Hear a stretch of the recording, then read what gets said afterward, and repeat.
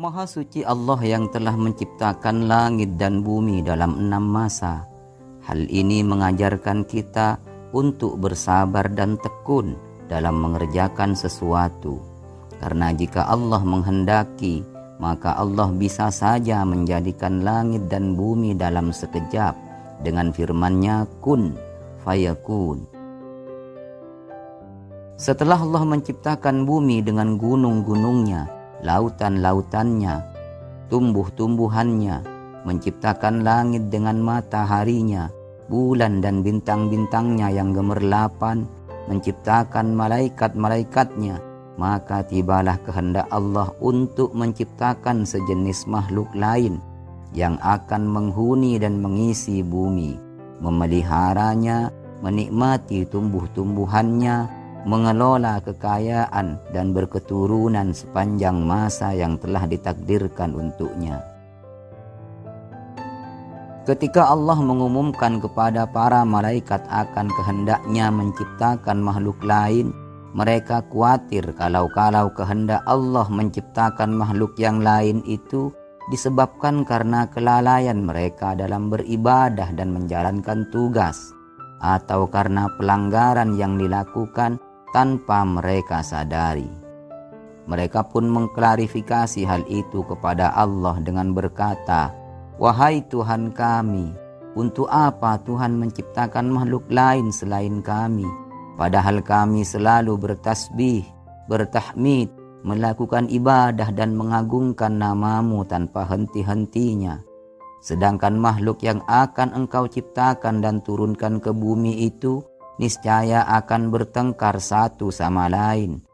Mereka akan saling bunuh-membunuh, berebutan menguasai kekayaan alam yang terlihat di atasnya dan terpendam di dalamnya, sehingga akan terjadilah kerusakan dan kehancuran di bumi yang telah Engkau ciptakan." Lalu Allah berfirman menghilangkan kekhawatiran para malaikat itu, "Aku mengetahui apa yang tidak kamu ketahui, dan aku sendirilah yang mengetahui hikmah penguasaan Bani Adam atas bumiku. Bila nanti aku telah menciptakannya dan meniupkan ruh kepadanya, bersujudlah kalian di hadapan makhluk baru itu sebagai penghormatan dan bukan sebagai ibadah.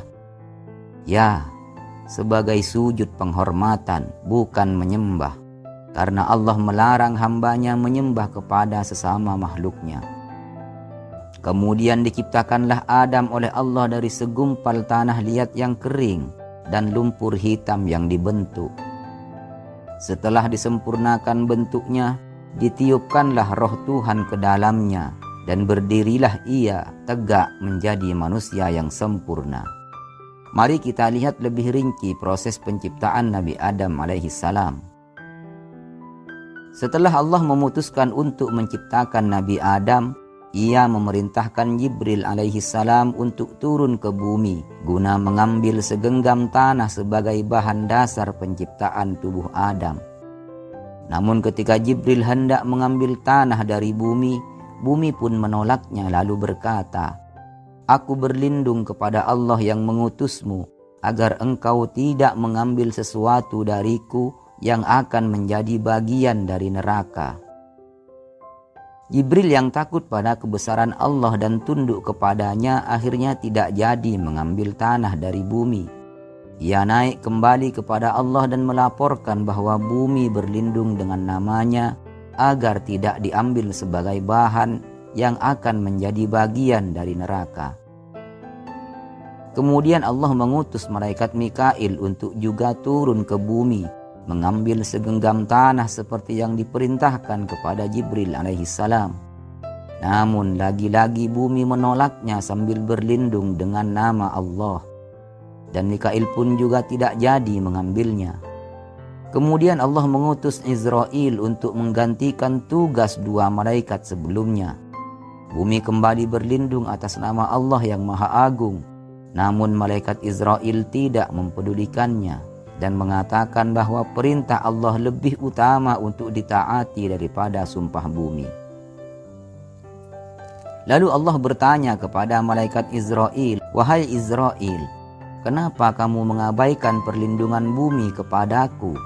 Israil menjawab, "Wahai Tuhanku, ketakutanku kepadamu lebih besar, dan perintahmu lebih wajib aku taati." Dengan jawaban itu Allah memutuskan Israil untuk mengemban tugas sebagai pencabut nyawa. Setelah segenggam tanah didapatkan, kemudian atas perintah Allah Israil meletakkan tanah itu di depan pintu surga, tempat yang telah Allah pilihkan untuk memproses penciptaan Nabi Adam alaihissalam. Tahap selanjutnya adalah pengadonan. Allah memerintahkan malaikat Ridwan untuk mencampur tanah itu dengan air keselamatan. Lalu Allah memerintahkan Jibril untuk mencampurnya dengan tanah putih yang diambil dari inti bumi, yang dengan tanah ini kelak Allah menciptakan para nabi dan utusannya di bumi. Setelah tanah itu dicampur dan diadon sampai menjadi tanah yang lengket, Allah membiarkannya selama 40 tahun sampai menjadi tanah yang keras. Dan dari tanah yang sudah kering itu, Allah membentuk jasad manusia pertama. Imam Ats-Tsa'labi menceritakan, setelah Allah menciptakan adonan itu, Allah menghujaninya dengan awan kesedihan dan kebingungan selama 40 tahun. Dan kemudian menghujaninya dengan awan kesenangan dan kebahagiaan selama 1 tahun. Setelah 40 tahun dibiarkan mengering, jasad Adam lalu diberi pendengaran, penglihatan, hati, dan organ-organ lain yang diperlukan dalam kehidupan. Inilah bukti kebesaran dan kesempurnaan Allah. Maha suci Allah sebaik-baik pencipta. Tabarakallahu ahsanul khaliqin. Selain organ-organ tubuh yang telah disebutkan, ada organ tubuh lain yang diciptakan Allah secara istimewa, karena organ itu adalah amanah dari Allah sang penguasa langit dan bumi. Organ itu adalah kemaluan. Ketika Allah menciptakan kemaluan Adam, Allah berfirman, "Ini adalah amanahku untukmu. Janganlah sekali-kali engkau letakkan amanahku ini kecuali ke dalam haknya. Karenanya kemaluan ini harus dijaga, jangan sampai terjadi penyalahgunaan yang tak sesuai dengan tuntunannya." Rasulullah pun menitik beratkan penjagaan atas kedua organ tubuh yang menjadi penyebab hampir semua terjadinya kemaksiatan pada manusia, yaitu mulut dan kemaluan. Ibnu Abbas meriwayatkan bahwa ketika jasad Adam masih berupa tanah kering, datanglah iblis dan memukul perutnya. Tempat pukulan iblis itu kemudian menjadi pusar. Iblis ingin tahu apakah ada lubang di perut Adam atau tidak. Setelah tahu ada lubang di perut Adam, lalu iblis melihat ke dalam tubuh Adam dan memeriksa semua organ tubuhnya di bagian dalam dan luarnya, sehingga nanti setan-setan bisa memasuki tubuh manusia dan berjalan mengikuti aliran darahnya. Namun ada satu organ yang tak bisa iblis periksa, yaitu hati. Ia terhalang untuk melihat hati Adam karena itu adalah wilayah Allah. Tak ada yang bisa mengetahui isi hati seseorang kecuali Allah Subhanahu wa ta'ala. Sebelum jasad Adam disempurnakan dengan meniupkan roh ke dalamnya, Allah menguji dua elemen yang ada di dalam diri Adam, yaitu akal dan nafsu. Ujian ini dimaksudkan agar manusia memahami fungsi, tata cara menggunakannya, dan bagaimana cara menaklukkan keduanya. Ujian pertama dilakukan kepada akal.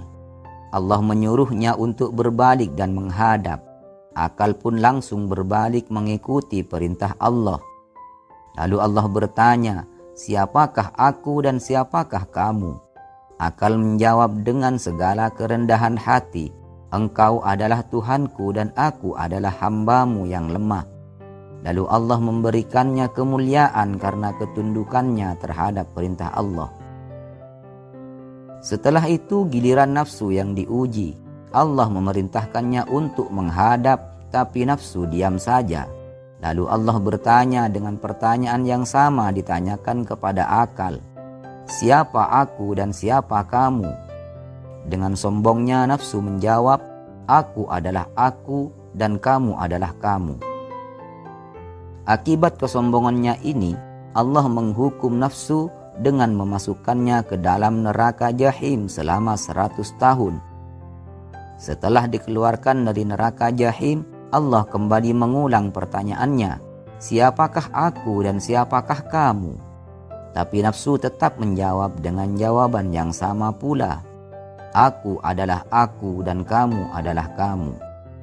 Lalu Allah kembali menghukumnya dengan memasukkannya ke dalam lautan lapar. Ia dibiarkan kelaparan dan mengalami banyak penderitaan.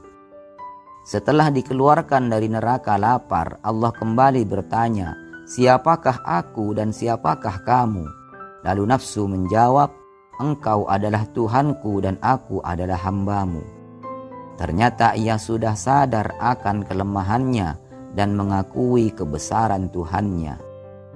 Ini menjadi pelajaran bagi kita bahwa jika ingin mudah mengalahkan nafsu, maka cara yang paling ampuh adalah membiarkan diri kita berpuasa, sehingga nafsu akan semakin lama semakin mengendur.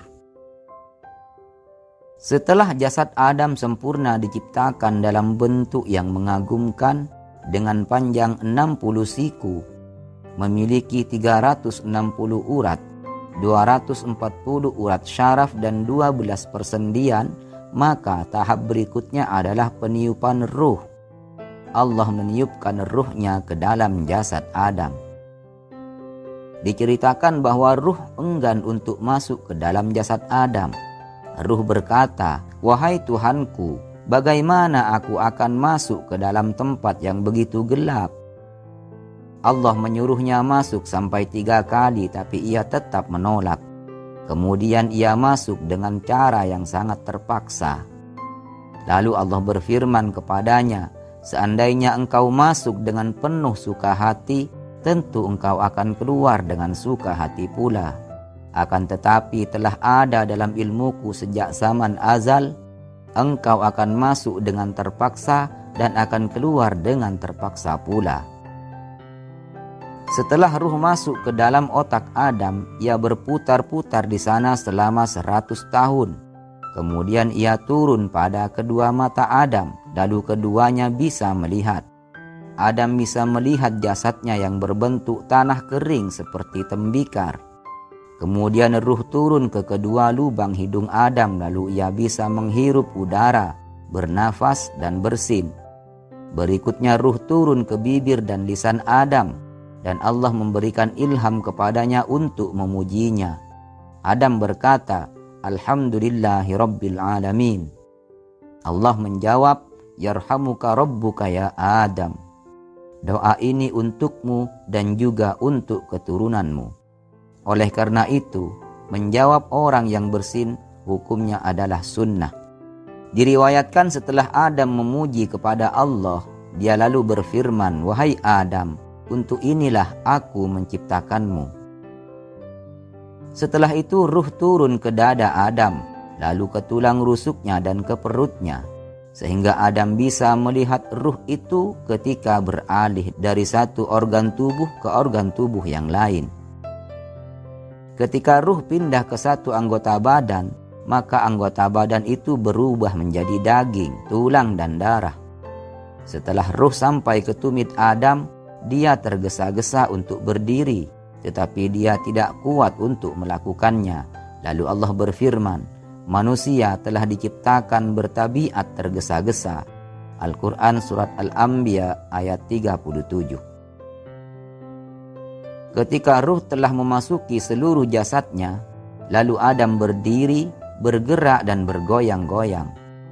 Maka sempurnalah penciptaan Adam dengan seizin Allah, Zat yang mampu menghidupkan tulang-tulang yang telah hancur.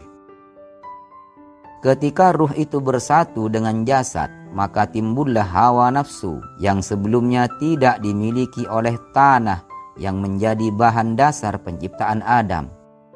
Allah berfirman dalam surat Ali Imran ayat 14, Zuyyina linnasi hubbus syahawati minan nisa'i wal banina wal qanatiril muqantarati minadh dhahabi wal fiddah wal khaylil musawwamati wal an'ami wal harth.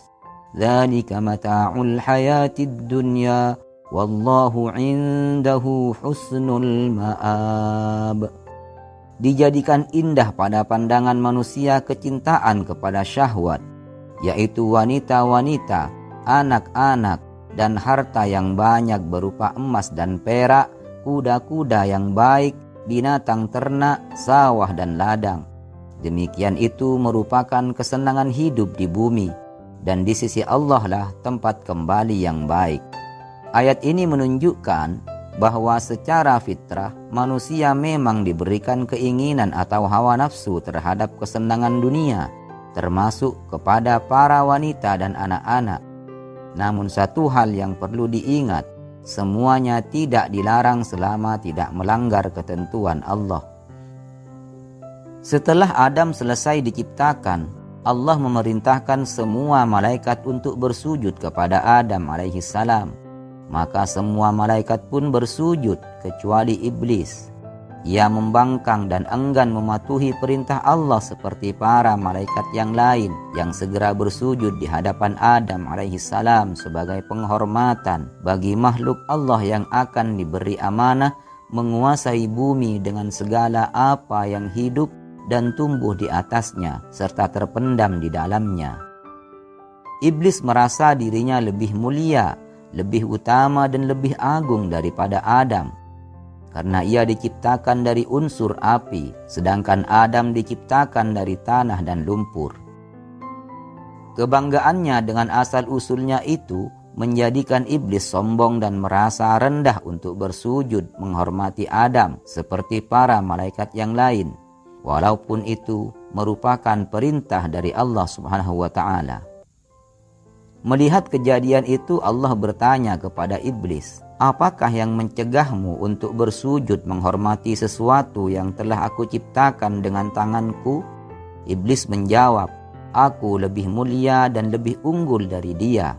Engkau ciptakan aku dari api dan engkau ciptakan dia dari lumpur." Jawab iblis. Ia lupa bahwa bersujud kepada Adam bukanlah semata-mata menghormati Adam, tetapi merupakan bentuk kepatuhan dan ketundukan kepada perintah Allah. Karena kesombongan, kecongkakan, dan pembangkangannya melakukan sujud yang diperintahkan, maka Allah menghukum iblis dengan mengusirnya dari surga dan mengeluarkannya dari barisan malaikat dengan disertai kutukan dan laknat yang akan melekat pada dirinya hingga hari kiamat. Di samping itu, ia dinyatakan sebagai penghuni neraka. Iblis dengan sombongnya menerima dengan baik hukuman Tuhan itu, dan ia hanya memohon agar kepadanya diberikan kesempatan untuk hidup kekal hingga hari kiamat. Allah pun mengabulkan permohonannya dan ditangguhkanlah ia sampai hari kebangkitan. Dengan karunia besar berupa jaminan akan terus hidup sampai hari kiamat, tidak lantas membuat iblis tersadar dan bersyukur atas karunia agung tersebut. Justru sebaliknya, ia mengancam akan menyesatkan Adam alaihissalam. Karena sebab beliaulah ia terusir dari surga dan dikeluarkan dari barisan para malaikat. Iblis juga berikrar akan mendatangi anak-anak keturunannya dari segala arah untuk membujuk mereka meninggalkan jalan yang lurus dan kemudian bersamanya menempuh jalan yang sesat, mengajak mereka melakukan maksiat dan hal-hal yang terlarang, menggoda mereka supaya melalaikan perintah-perintah Allah dan mempengaruhi mereka agar tidak bersyukur dan beramal soleh. Semoga kita diselamatkan dari godaan dan tipu daya iblis dan pasukannya. Amin ya rabbal alamin. Kemudian Allah berfirman kepada iblis yang terkutuk, "Pergilah engkau bersama pengikut-pengikutmu yang semuanya akan menjadi isi neraka jahanam dan menjadi bahan bakar di dalamnya. engkau tidak akan berdaya menyesatkan hamba-hambaku yang telah beriman kepadaku dengan sepenuh hatinya dan memiliki akidah yang kuat yang tak akan tergoyah oleh rayuanmu, walaupun engkau menggunakan segala kepandaianmu menghasut dan memfitnah. Sementara iblis dihinakan dengan diusir dari surga, Nabi Adam alaihissalam justru berada dalam keadaan yang sebaliknya. Ia mendapat kehormatan dan ridho dari Allah. Ia diajarkan nama-nama benda yang ada di alam semesta. Kemudian Allah menantang para malaikat yang sebelumnya meragukan penciptaan Adam dengan berfirman, "Cobalah kalian sebutkan untukku nama-nama benda itu." Namun tak ada satu pun malaikat yang mampu menjawabnya, karena malaikat memang tidak diajarkan apapun kecuali apa yang menjadi kewenangannya. Malaikat tidak memiliki hawa nafsu, sehingga malaikat tidak memiliki keinginan seperti manusia. Yang menjadi keinginannya hanya tunduk dan patuh kepada perintah Allah dan tidak melakukan apa yang tidak diperintahkannya.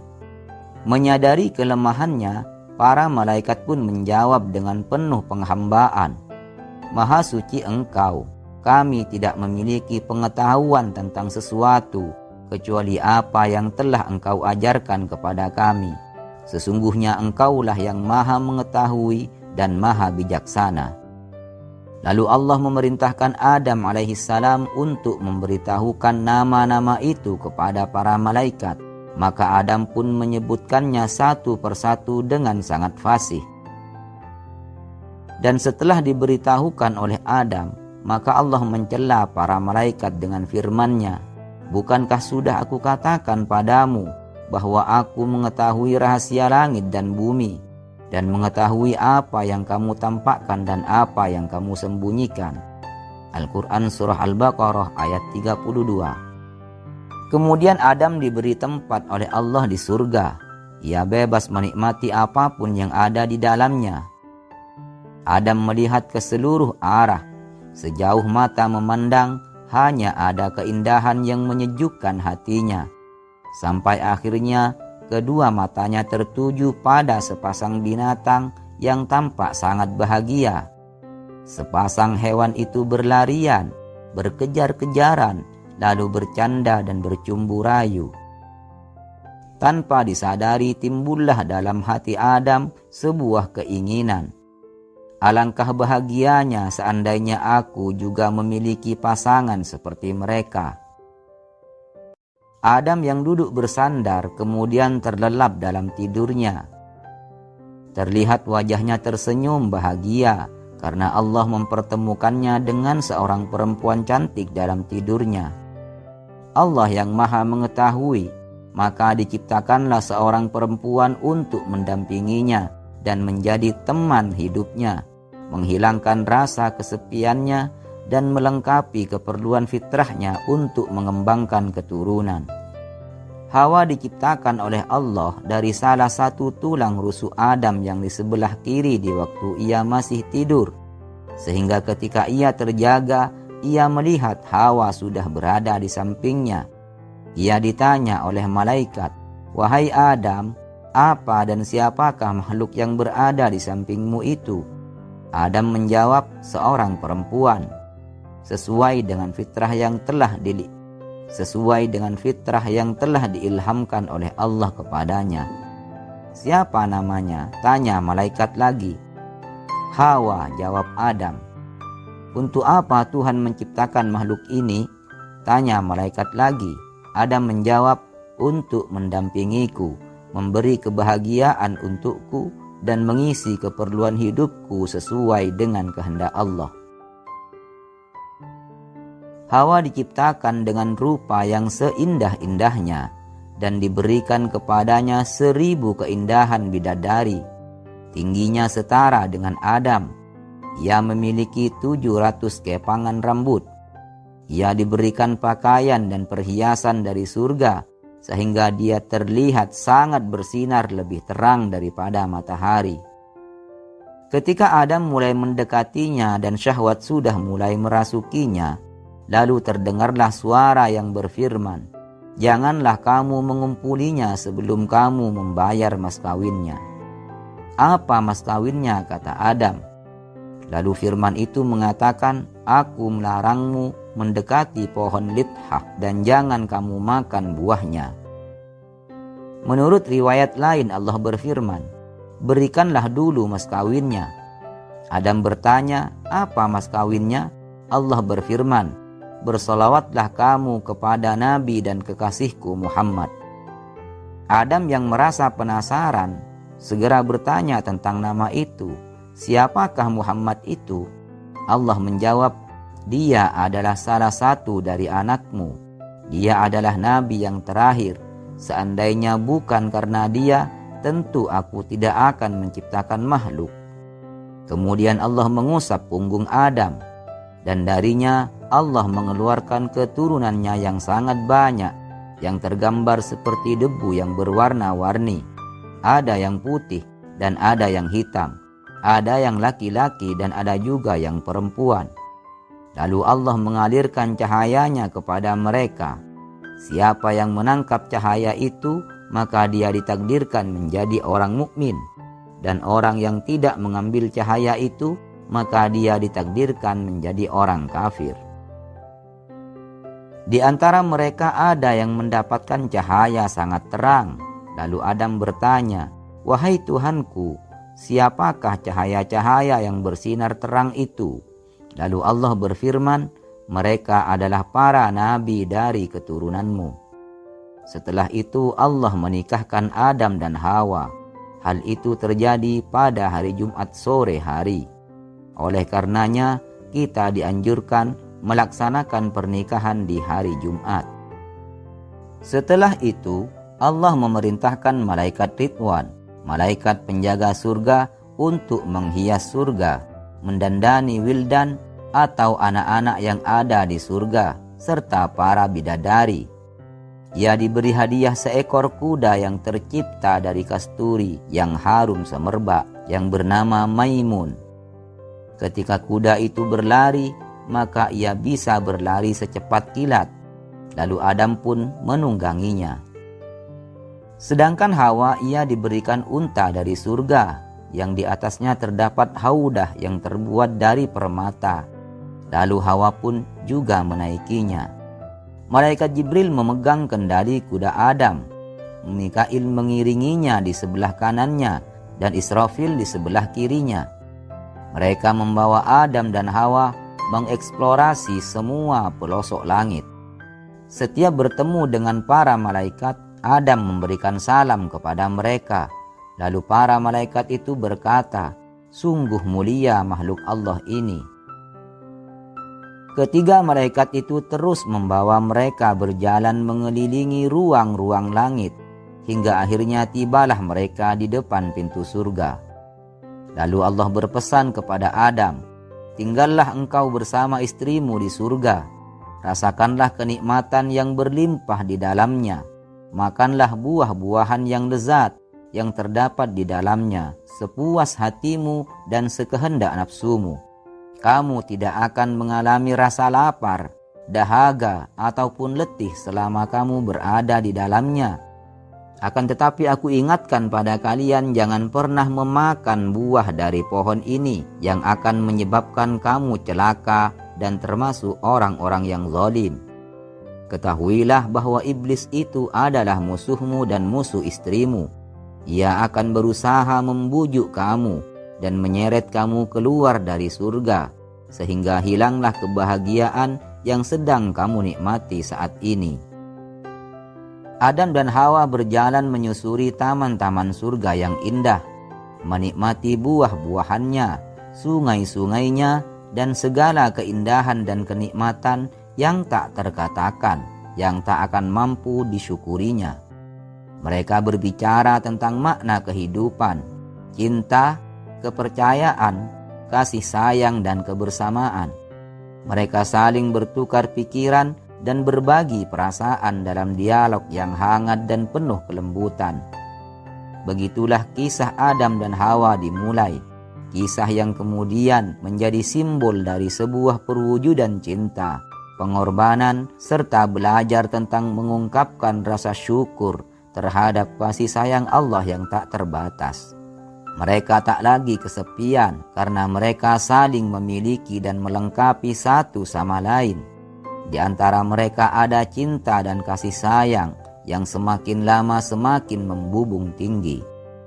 Mereka terus berjalan menyisir setiap tempat di surga yang tak berujung, hingga melewati sebuah pohon yang megah dan menakjubkan. Buahnya berwarna emas, keindahannya seakan menyihir siapapun yang melihatnya. Hawa mendekati pohon itu dengan sedikit ragu. Jiwanya seakan tertarik untuk terus mendekati pohon itu. Namun Adam segera menggenggam tangannya dengan erat dan membisikkannya dengan penuh kelembutan. Hawa, kita harus ingat apa yang menjadi larangan Allah bagi kita. Kita boleh menikmati yang lainnya tapi tidak untuk yang satu ini. Kita harus memiliki kekuatan menahan diri dalam ketaatan kepada Allah, kata Adam mengingatkan. Saat mereka sudah pergi dari pohon itu, rupanya Hawa masih terus memelihara rasa penasaran dalam pikirannya. Suatu hari di sela-sela perbincangan mereka yang hangat, Hawa seakan tak sanggup lagi menyimpan rasa penasarannya sendirian.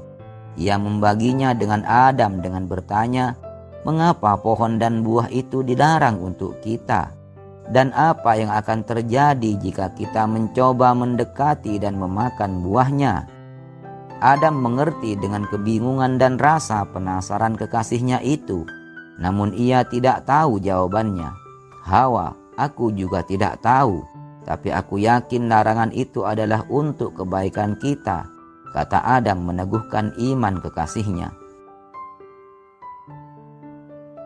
Kita tinggalkan sejenak tentang Adam dan Hawa dan semua kenikmatan yang didapatnya di surga. Di depan pintu surga ada seonggok makhluk jelek yang sedang mengatur sebuah rencana jahat. Iblis, si makhluk terkutuk. Sesuai dengan ancaman yang diucapkan ketika diusir Allah dari surga akibat pembangkangannya, dan terdorong pula oleh rasa iri hati dan dengki terhadap Adam yang menjadi sebab sampai ia terkutuk dan terlaknat selama-lamanya, tersingkir dari singgasana kebesarannya, Iblis pun menunjukkan rancangan penyesatannya kepada Adam dan Hawa yang sedang hidup berdua di surga yang tentram, damai dan bahagia. Diceritakan Iblis berdiam di depan pintu surga selama 300 tahun demi untuk menunggu ada makhluk yang masuk ke dalam surga, karena dia sendiri tidak diperbolehkan masuk setelah mendapat laknat dari Allah. Setelah sekian lama menunggu, yang ditunggu pun tiba. Terlihat ada seekor burung merak yang memiliki bentuk dan bulu-bulu yang indah. Merak adalah pemimpin seluruh burung yang ada di dalam surga. Iblis lalu menghampirinya dan bertanya, "Wahai burung merak yang diberkahi, dari mana engkau datang?" Merak itu menjawab, "Dari kebun Adam." Iblis lalu mengutarakan maksud dan tujuannya mendatanginya. "Wahai merak, aku membutuhkanmu untuk membawaku ke dalam surga." Merak pun kebingungan. "Kenapa kamu tidak masuk saja sendiri?" kata merak. "Tidak, aku ingin masuk secara sembunyi-sembunyi," kata iblis. Lalu merak pun menolak dengan berkata, "Tidak ada jalan bagiku untuk membawamu ke dalam surga. Tetapi jangan khawatir, aku akan membawa makhluk lain yang mungkin saja bisa membantumu mencapai tujuanmu." Lalu merak pun terbang mendatangi ular. Pada waktu itu ular merupakan binatang yang paling indah di surga. Kepalanya tercipta dari batu yakut merah. Kedua matanya tercipta dari zeberjat yang hijau berkilau. Ia memiliki kaki-kaki yang indah dan kuat. Merak pun mengabarkan kepada ular bahwa seorang malaikat sedang memiliki keperluan kepadanya. Ia sedang menunggu kedatangannya di depan pintu surga. Segera ular menuju pintu surga untuk menemuinya. "Wahai ular," kata iblis, "bantulah aku untuk masuk ke dalam surga secara sembunyi-sembunyi." Bagaimana aku bisa membawamu ke dalam surga tanpa terlihat oleh malaikat Ridwan si penjaga surga? Kata ular merasa kebingungan dengan permintaan iblis. Namun dasar iblis yang licik, ia selalu memiliki cara dan tipu daya untuk mencapai tujuannya. Bukalah mulutmu dan aku akan masuk ke dalamnya, lalu keluarkan aku di bawah pohon terlarang, pinta iblis. Sesampainya iblis di pohon terlarang, ia langsung memainkan seruling yang darinya mengeluarkan suara yang indah dan melenakan pendengarnya. Suara seruling itu mengalun merdu memukau semua yang mendengarnya, sampai akhirnya suara itu sampai di telinga Adam dan Hawa. Segera keduanya mencari di mana sumber dari suara itu, sampai akhirnya mereka menemukan suara itu berasal dari pohon terlarang. Rupanya tipu daya iblis semakin membuahkan hasil dengan semakin dekatnya Adam dan Hawa dari pohon terlarang. Iblis membisikkan pada mereka agar mendekat dan memakan buah dari pohon yang ada di depannya. Tapi Adam menolak. Iblis merayunya dengan rayuan tanpa keputusasaan. Adam terus menolak dengan tegas seraya menggenggam tangan Hawa untuk menguatkannya. Iblis berkata bahwa buah itu bernama buah khuldi, yang artinya buah keabadian. Namun Adam tetap memegang teguh imannya agar tidak melanggar perintah Allah. Hingga akhirnya meluncurlah kalimat qasam dari mulut iblis. Demi Allah, siapa saja yang memakan buah ini, maka dia akan menjelma menjadi malaikat dan akan hidup kekal abadi selama-lamanya. Mendengar kalimat yang dibalut dengan nama Allah, Adam pun mulai membuka hati. Ia mulai percaya. Ia tidak dapat membayangkan akan ada makhluk yang berani berkata dusta dengan dibalut sumpah atas nama Allah. Akhirnya mereka berdua pun terlena dan memakan buah terlarang. Dimulai dari Siti Hawa yang mengambil buah itu dan kemudian memakannya. Ketika Adam melihat tak ada hal buruk yang terjadi pada istri tercintanya setelah memakan buah itu, dia pun lalu mengikutinya memakan buah terlarang. Namun ketika buah itu sudah sampai di tenggorokannya, seketika itu terlepaslah mahkota surga yang ada di kepala Nabi Adam. Dan ketika ia sudah benar-benar menghabiskan buah itu, maka hilang pula lah pakaian kebesarannya. Mereka lalu berlari ke sana kemari mencari daun-daun dari pohon surga untuk menutupi auratnya.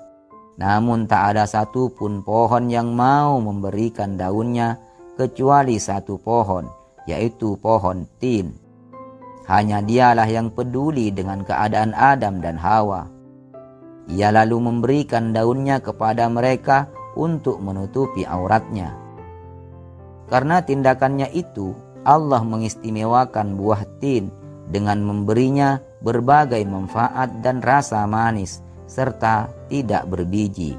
Syekh Ka'bul Akhbar berkata, ketika Adam sedang tidak tertutup auratnya setelah memakan buah terlarang, Allah memanggilnya, "Wahai Adam, tampakkanlah dirimu di hadapanku, aku ingin melihatmu." Allah sengaja melakukan itu agar Adam merasa malu dan merasakan akibatnya memakan buah larangan. Adam menjawab, "Wahai Tuhanku, bagaimana hamba bisa menghadapmu sementara auratku sedang terbuka dan pakaianku hilang? Aku sangat malu." Kemudian Allah memerintahkan Jibril alaihissalam untuk menuntunnya turun ke bumi karena perbuatan durhakanya. Inilah awal mula kehidupan manusia di bumi, yaitu pada hari Jumat di waktu matahari terbenam.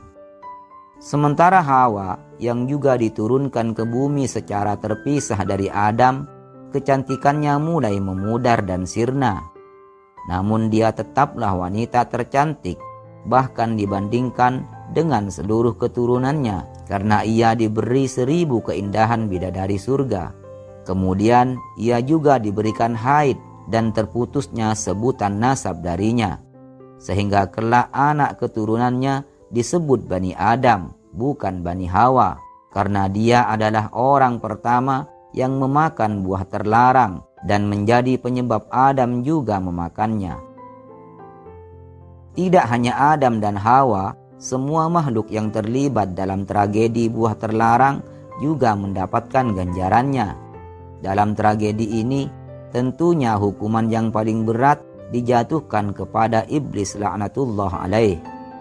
Selain dikeluarkan dari surga secara terhina, ia juga dikeluarkan dari golongan malaikat dan menjadi setan yang terkutuk. Burung merak yang termasuk salah satu aktor dalam tragedi ini juga mendapat hukuman dari Allah dengan diturunkan dari surga. Sebagian keindahannya menghilang. Sementara ular yang menjadi aktor yang berperan langsung membawa iblis masuk ke dalam surga juga mendapat ganjaran yang sangat berat. Tubuhnya berubah menjadi buruk, mulutnya berbisa karena ia menyembunyikan iblis di balik taringnya. Ia pun menjadi bisu dan hanya bisa mendesis, dan kaki-kakinya hilang sehingga ular hanya dapat berjalan dengan perutnya. Inilah hukuman bagi semua aktor yang terlibat dalam tragedi buah terlarang. Ibnu Abbas radhiyallahu taala anhu berkata, ketika iblis diturunkan ke bumi, ia menikahi dirinya sendiri dan kemudian bertelur sebanyak 4 butir. Telur-telur itu ia tebarkan di segala penjuru bumi, sehingga di setiap penjuru bumi pasti terdapat setan-setan yang merupakan keturunan dari iblis.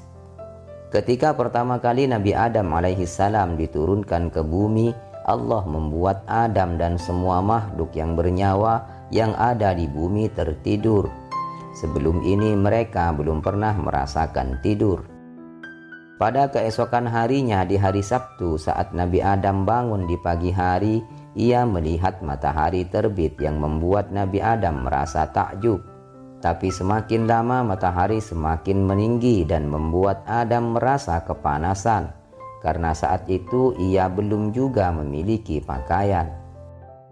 Saat Jibril mendatangi Nabi Adam alaihissalam, Jibril memahami bahwa Nabi Adam merasa kepanasan. Lalu ia mengusap kepalanya dan tiba-tiba tinggi Nabi Adam yang semula sekitar 60 siku menjadi setengahnya. Diriwayatkan dari Imam Qatadah, Nabi Adam memiliki postur tubuh yang sangat tinggi, hingga ketika ia merasa haus, dia cukup mengambil awan dan memerasnya agar mengeluarkan air untuk diminum. Seiring waktu yang terus berlalu, rambut dan kuku Adam mulai tampak memanjang dan semakin hari semakin memanjang. Lalu Jibril datang kepada Adam untuk mencukur rambut dan memotong kukunya. Lalu Jibril memendam potongan rambut dan kuku itu ke dalam tanah, dan dari tanah yang di dalamnya terpendam rambut dan kuku Nabi Adam tumbuhlah pohon kurma. Karena itu Nabi SAW bersabda, muliakanlah paman kalian, yang artinya itu adalah pohon kurma, karena pohon kurma tumbuh dari potongan rambut dan kuku Nabi Adam.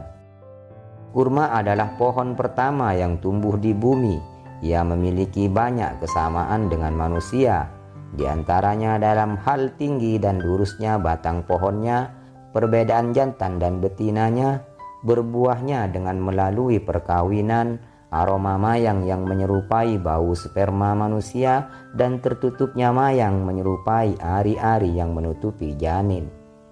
Diceritakan dari Ibnu Abbas radhiyallahu taala anhu, selama 300 tahun Nabi Adam menempati bumi, ia tidak pernah mengangkat pandangannya ke langit karena malu atas perbuatannya yang melanggar perintah Allah dengan memakan buah terlarang.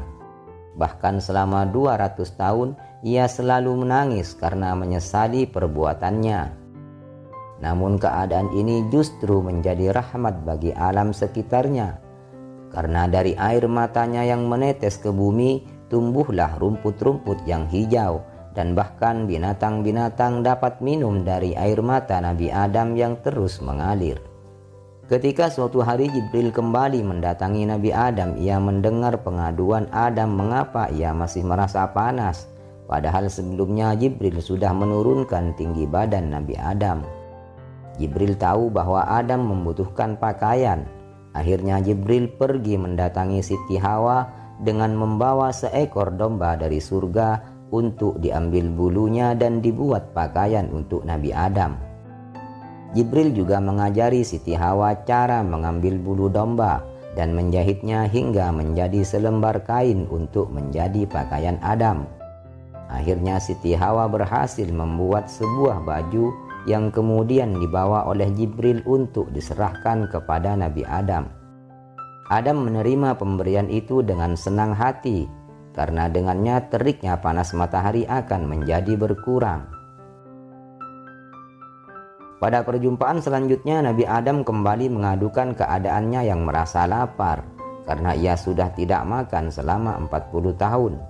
Jibril tahu di bumi tidaklah seperti di surga. Menginginkan sesuatu di bumi tidak bisa didapatkan dengan cara instan. Ia harus belajar mengarungi kehidupan yang keras dan penuh dengan ujian dan cobaan. Ia harus bekerja untuk mendapatkan makanan. Karena itu kemudian Jibril datang lagi dengan membawa 2 ekor sapi dari surga yang berwarna hitam dan merah. Jibril mengajarinya membajak tanah, menanam tumbuh-tumbuhan seperti gandum dan tumbuh-tumbuhan lainnya. Suatu hari Adam mulai bekerja membajak sawah dengan menggunakan 2 sapi yang diberikan Jibril. Beberapa waktu kemudian, mungkin karena lelah, salah satu dari sapi itu berhenti dan tidak mau lagi berjalan. Lalu Adam mencambuknya dengan sebuah cambuk.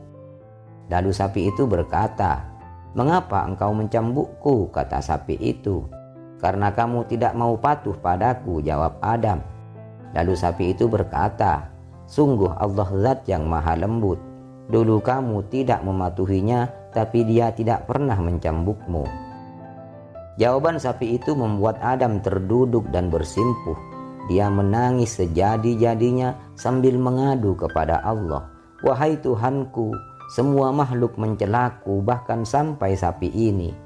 Lalu Allah memerintahkan Jibril untuk mengusap mulut sapi. Akhirnya sapi menjadi bisu. Dan sejak itulah sapi-sapi dan binatang yang lain dibuat bisu oleh Allah. Padahal sebelumnya semua binatang bisa bicara. Mereka menjadi teman berbincang Nabi Adam saat pertama kali turun ke bumi.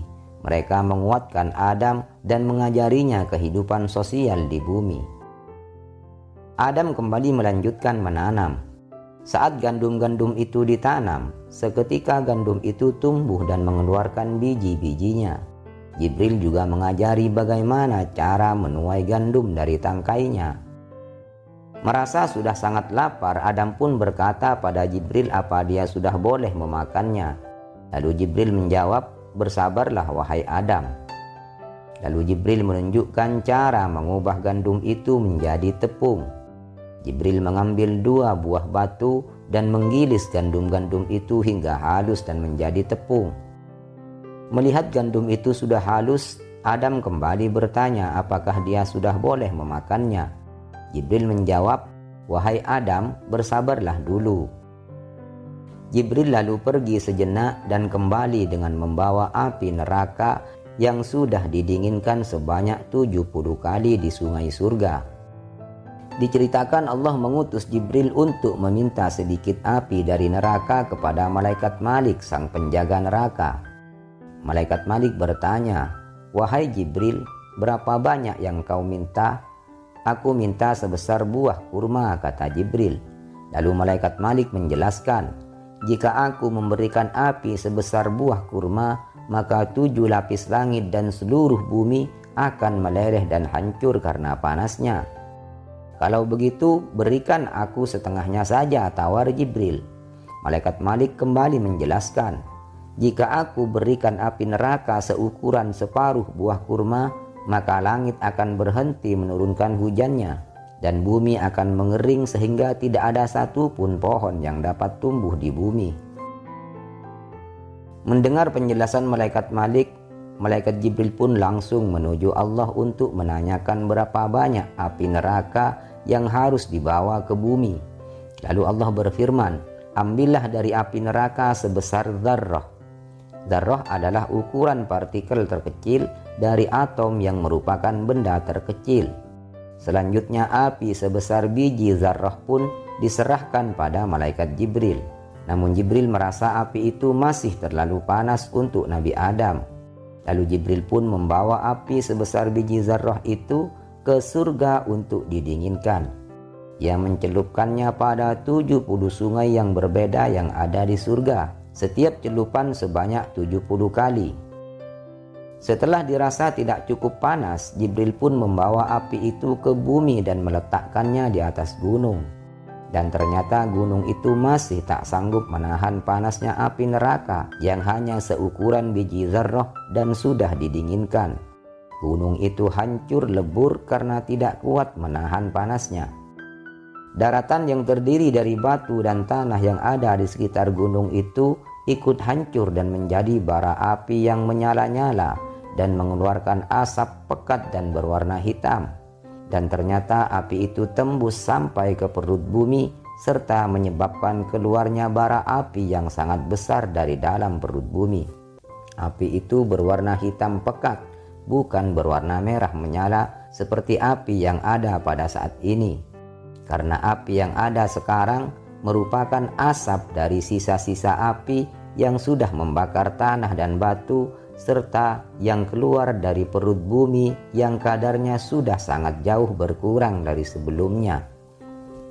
Kemudian Jibril membawa asap api itu kepada Nabi Adam dan mengajarinya bagaimana cara membuat roti dari gandum. Saat adonan tepung itu sudah selesai diproses dan menjadi sepotong roti, Nabi Adam pun semakin tidak sabar untuk segera memakannya. "Wahai Jibril, apakah sekarang aku boleh memakannya?" kata Nabi Adam. Jibril tahu Adam sangat merasa lapar, tapi ia ingin mendidik Adam agar menjadi orang yang sabar. "Tunggulah sebentar lagi, wahai Adam, sampai matahari terbenam. Lalu kamu boleh memakannya, sehingga puasa kamu menjadi sempurna." Inilah yang menunjukkan bahwa Nabi Adam merupakan manusia pertama yang melakukan puasa di bumi. Waktu yang ditunggu pun tiba. Terlihat matahari mulai terbenam. Kini saatnya ia menikmati apa yang sudah diusahakannya. Roti yang sudah ada di hadapannya coba ia raih agar bisa segera menikmatinya. Dan di luar dugaan, roti yang sudah dalam genggaman ternyata jatuh dari ketinggian tempat Adam berpijak. Secara spontan Adam pun bergerak untuk mengejar roti itu. Saat itu Jibril berkata, "Wahai Adam, seandainya kamu bersabar dengan tanpa mengejarnya, niscaya roti itu akan kembali padamu dengan sendirinya." Diriwayatkan bahwa Nabi Adam alaihissalam tidak memakan semua roti itu. Ia menyisakannya untuk malam-malam selanjutnya. Ia khawatir kehabisan makanan dan harus merasakan siksa kelaparan. Hal ini membuat Adam ditegur oleh malaikat Jibril. "Wahai Adam, seandainya kamu tidak menyimpan makanan itu, niscaya anak cucumu nanti tidak akan menyimpan makanan karena khawatir akan kelaparan." Dan benar saja kita bisa melihat hari ini, hampir semua dari kita selalu menyimpan makanan atau bahan makanan sebagai persiapan untuk masa-masa yang akan datang. Diriwayatkan pula ketika Nabi Adam selesai memakan rotinya dan sudah merasa kenyang, ia merasakan perutnya sakit. Padahal ketika di surga dia tidak pernah merasakan hal semacam itu setelah makan. Maka ketika Jibril datang menemuinya, Nabi Adam mengadukan keadaannya kepada malaikat Jibril. Lalu Jibril menghampirinya dan membelah bagian belakang Nabi Adam sehingga ia dapat melakukan buang air besar dan buang air kecil dari lubang itu. Ibnu Abbas radhiyallahu ta'ala anhu juga menceritakan bahwa ketika Nabi Adam merasa sangat lapar, ia lupa akan ingatannya bersama Siti Hawa. Namun ketika ia kenyang, ingatan itu kembali muncul dalam pikirannya.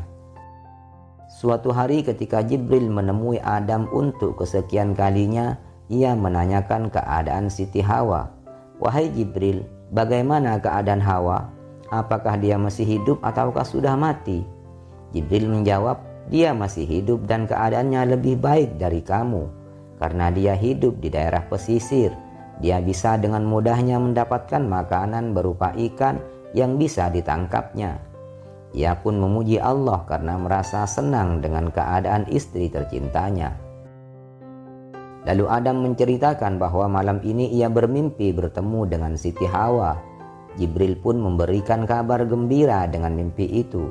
Wahai Adam, berbahagialah atas apa yang Allah perlihatkan kepadamu dalam mimpi itu, karena kamu akan segera bertemu dan berkumpul kembali dengan Hawa. Diceritakan ketika Nabi Adam bertaubat kepada Allah, ia memohon dengan kalimat yang belum pernah Allah ajarkan. Wahai Tuhanku, dengan kebenaran Muhammad maafkanlah dosaku dan kesalahanku. Allah berfirman, wahai Adam, bagaimana engkau bisa mengetahui tentang Muhammad sementara aku belum menciptakannya? Lalu Adam menjawab, wahai Tuhanku, ketika aku diciptakan aku melihat di cagak arasy tertulis kalimat La ilaha illallah Muhammad Rasulullah. Itu membuat aku tahu bahwa hanya nama makhluk yang paling mulia yang akan engkau sandingkan dengan namamu. Karena itulah aku meminta ampun dengan perantara namanya. Mendengar jawaban Adam, Allah berfirman, kamu benar wahai Adam. Aku telah mengampunimu ketika kamu meminta ampun dengan nama kekasihku Muhammad. Setelah Allah menerima taubat Adam, kemudian Allah memerintahkan Adam untuk berangkat menuju Padang Arafah yang berada di Makkah Al-Mukarramah. Allah memerintahkan Jibril untuk menemani dan membantunya menuju Padang Arafah di Makkah. Dan Allah menghadiahkan Adam sebuah tongkat dari surga yang panjangnya 20 siku untuk ikut dipakainya selama perjalanan ke Mekah. Tidaklah ada satu tempat pun yang dipijaki tongkat Nabi Adam, melainkan menjadi tempat yang ramai penduduknya di kemudian hari. Sesampainya di Mekah, Allah memerintahkan Adam untuk tawaf di Ka'bah sebanyak 7 kali dalam keadaan tubuhnya terbuka, yang sampai sekarang diabadikan sebagai ritual wajib dalam melaksanakan ibadah haji dan umroh. Kemudian Adam berangkat menuju Arafah dan melakukan wukuf di sana. Tak berselang lama ketika Adam melakukan wukuf, ternyata wanita yang menjadi dambaannya yang ia cari-cari selama ini telah berada di dekatnya. Perpisahan selama 500 tahun rupanya untuk sementara menghilangkan kehangatan yang dulu pernah terjalin di antara mereka sebelum akhirnya dipisahkan.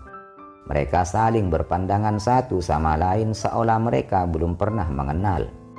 Karena itulah tempat itu dinamakan Arafah yang artinya mengenal.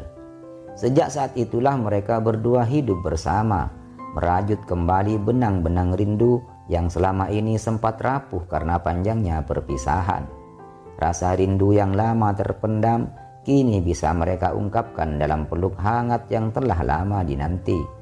Mata Adam berkaca-kaca mengungkap syukur atas nikmat yang selama ini ia dambakan.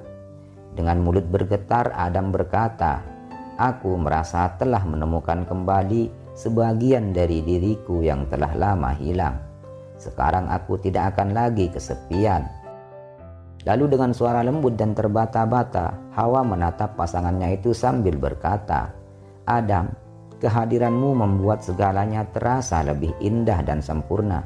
Adam kembali berkata, sekarang kita akan selalu bersama, mengarungi hidup ini dalam suka dan duka, menghadapi ujian dan cobaan bersama. Aku merasa akan lebih kuat jika bersama denganmu.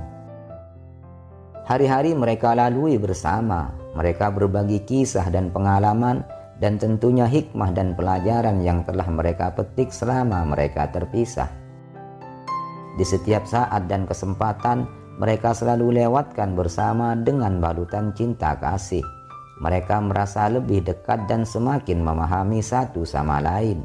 Sampai akhirnya Adam merasa ada sesuatu yang baru dan terasa aneh dalam dirinya. Sebuah keinginan, sebuah nafsu birahi yang menggebu yang seakan meronta dan menghancurkan segalanya.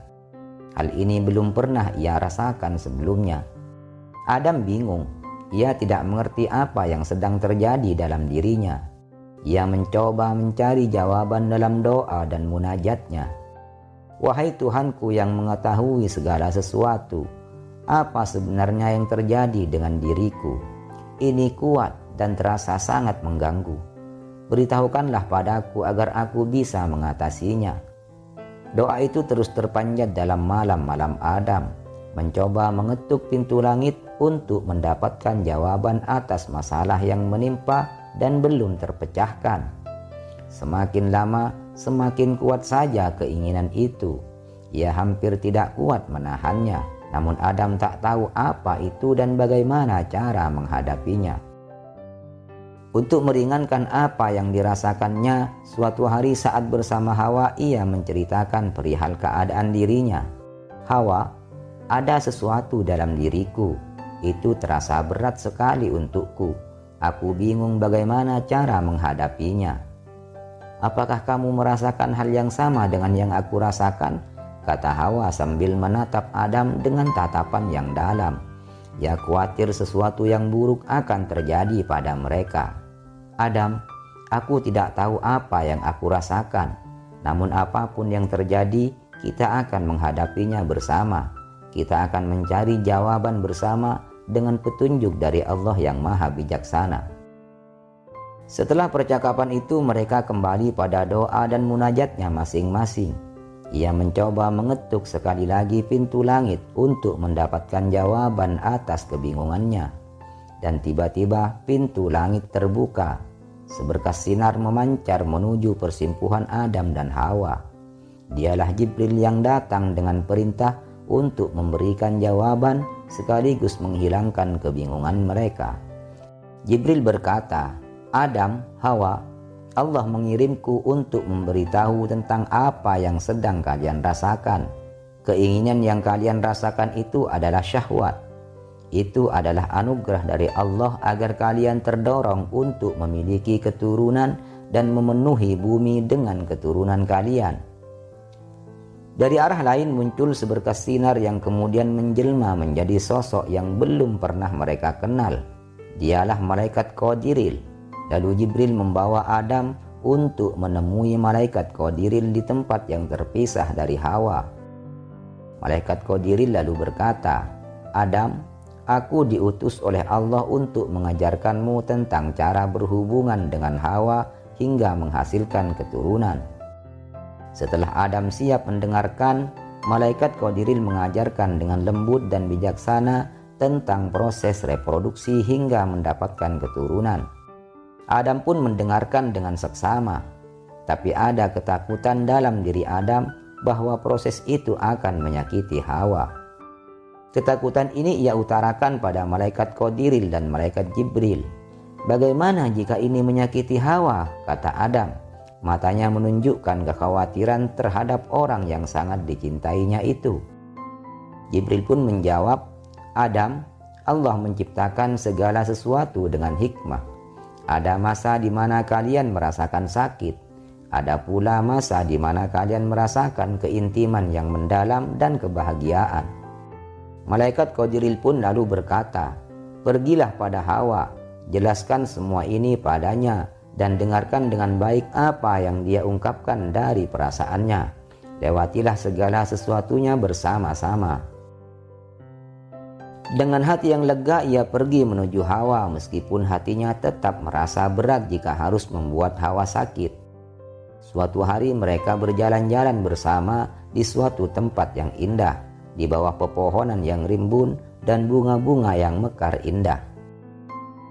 Dalam suasana yang syahdu itu, Adam menarik nafas panjang, mengumpulkan keberanian untuk menyampaikan apa yang telah dikatakan oleh malaikat Jibril dan Qadiril.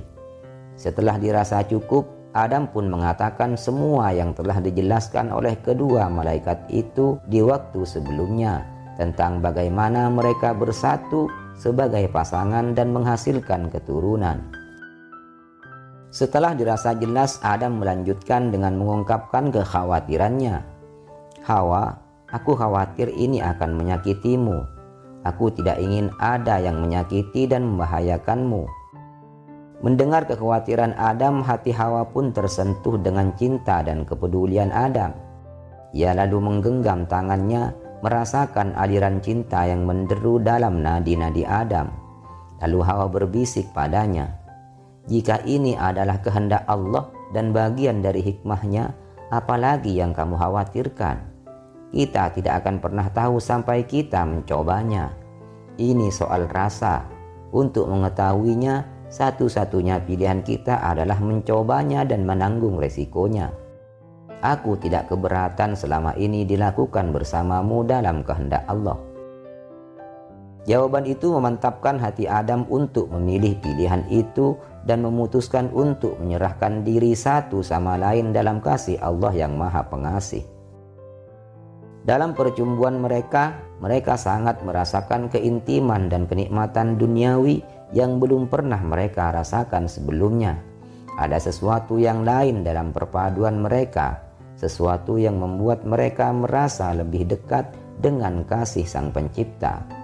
Bagi Hawa, pengalaman baru ini benar-benar sangat membahagiakannya, menjadi keindahan yang tak terlukiskan dan menjadi kenangan yang takkan terlupakan.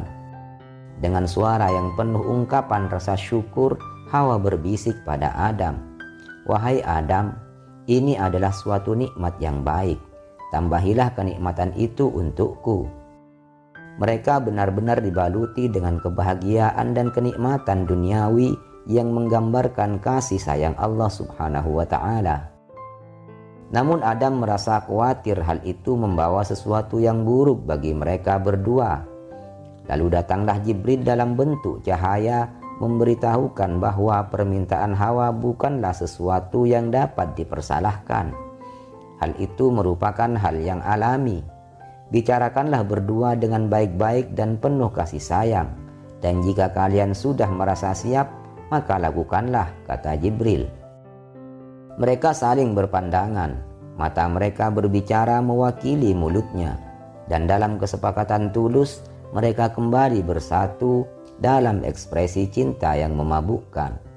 Setelah itu Jibril mengangkat tangannya untuk memberikan pesan selanjutnya. "Ada satu pesan lagi dari Tuhanku," kata Jibril. "Untuk keturunanmu yang ingin merasakan keintiman dan kenikmatan ini, ada ritual suci yang harus dilalui. Itu adalah pernikahan, suatu ikatan suci yang mengikat dua jiwa dalam satu cinta, kasih sayang, kepedulian, dan komitmen.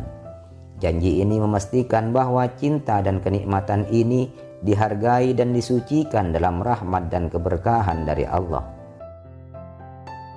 Demikian kisah Nabi Adam dan Hawa melewati hari-harinya dengan mengemban misi ilahi demi kebaikan manusia dan seluruh penduduk bumi. Adam dan Hawa terus berada di Mekkah sebelum akhirnya berpindah ke daerah Hindi. Lama berada di bumi, Adam dan Hawa merasakan kerinduan yang sangat mendalam.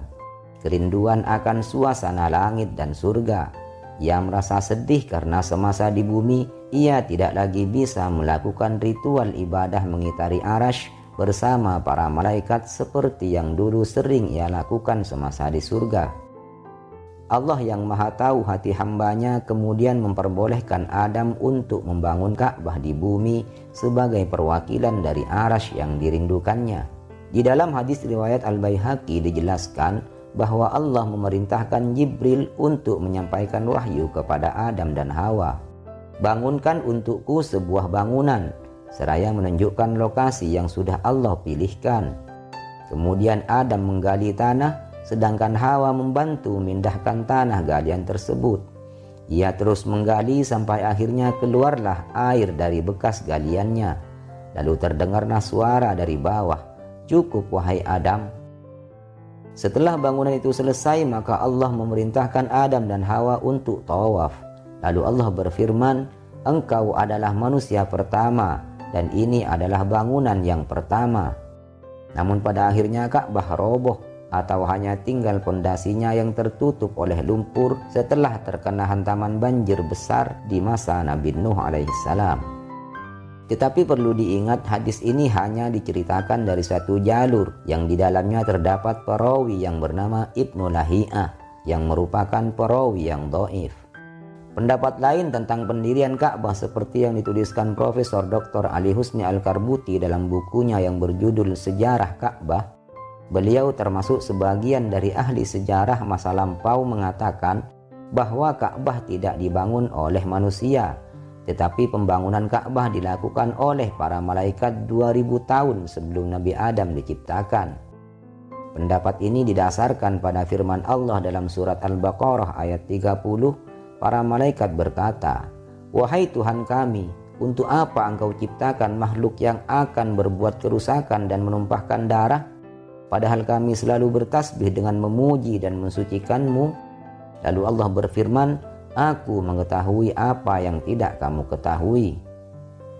Malaikat merasa bersalah telah ikut campur dalam penciptaan Adam sebagai khalifah di bumi. Mereka menganggap Allah telah murka dengan perbuatan mereka. Mereka takut dan menyesal serta meminta ampun atas perbuatannya. Kemudian mereka melakukan tawaf mengelilingi Arasy sebanyak 7 kali. "Kami datang menyambut panggilan-Mu, kami datang memohon ampunan dan bertaubat kepadamu," kata para malaikat dalam tawafnya. Melihat hal itu, Allah kemudian membuat rumah di bawah Arasy yang bernama Baitul Ma'mur. Lalu Allah berfirman, "Lakukanlah tawaf di rumah ini dan tinggalkanlah Arasy." Malaikat pun berhenti melakukan tawaf di Arasy dan beralih ke Baitul Ma'mur. Kemudian Allah memerintahkan para malaikat yang ada di bumi untuk membangun sebuah bangunan di bumi yang serupa dengan Baitul Ma'mur. Kemudian Allah memerintahkan untuk tawaf mengelilingi bangunan itu seperti yang dilakukan oleh malaikat langit di Baitul Ma'mur. Sementara riwayat dari Abul Walid Al-Azraqi menerangkan, suatu ketika Allah berfirman, "Dirikanlah untukku sebuah bangunan yang bentuk dan nilainya serupa dengan Baitul Ma'mur." Lalu Allah memerintahkan semua penduduk bumi untuk tawaf di rumah itu seperti yang dilakukan penduduk langit di Baitul Ma'mur. Dan Abul Walid menegaskan bahwa kejadian itu terjadi jauh sebelum Adam diciptakan. Sedangkan dalam riwayat lain, Ibnu Qutaibah dalam kitab Al-Ma'arif menyatakan bahwa yang pertama kali membangun Ka'bah adalah Nabi Syith, yaitu putra kesayangan Nabi Adam yang kemudian diangkat menjadi nabi setelah Nabi Adam. Dikatakan bahwa Syith adalah putra Nabi Adam yang paling utama dan paling mulia. Beliaulah yang menggantikan ayahnya baik sebagai nabi atau sebagai bapak manusia, karena manusia yang ada sekarang berasal dari keturunan Nabi Syith. Demikian kisah pembangunan Ka'bah diperselisihkan para ulama, apakah yang membangunnya adalah manusia ataukah para malaikat. Namun yang jelas, yang pertama kali membangun Ka'bah bukanlah Nabi Ibrahim seperti yang banyak diceritakan. Nabi Ibrahim hanya berperan meninggikan bangunannya bersama putranya Nabi Ismail alaihi wassalam, seperti yang dijelaskan dalam surah Al-Baqarah ayat 127. "Wa idh yarfa'u Ibrahimul qawa'ida minal baiti wa Ismail Rabbana taqabbal minna innaka antas sami'ul alim."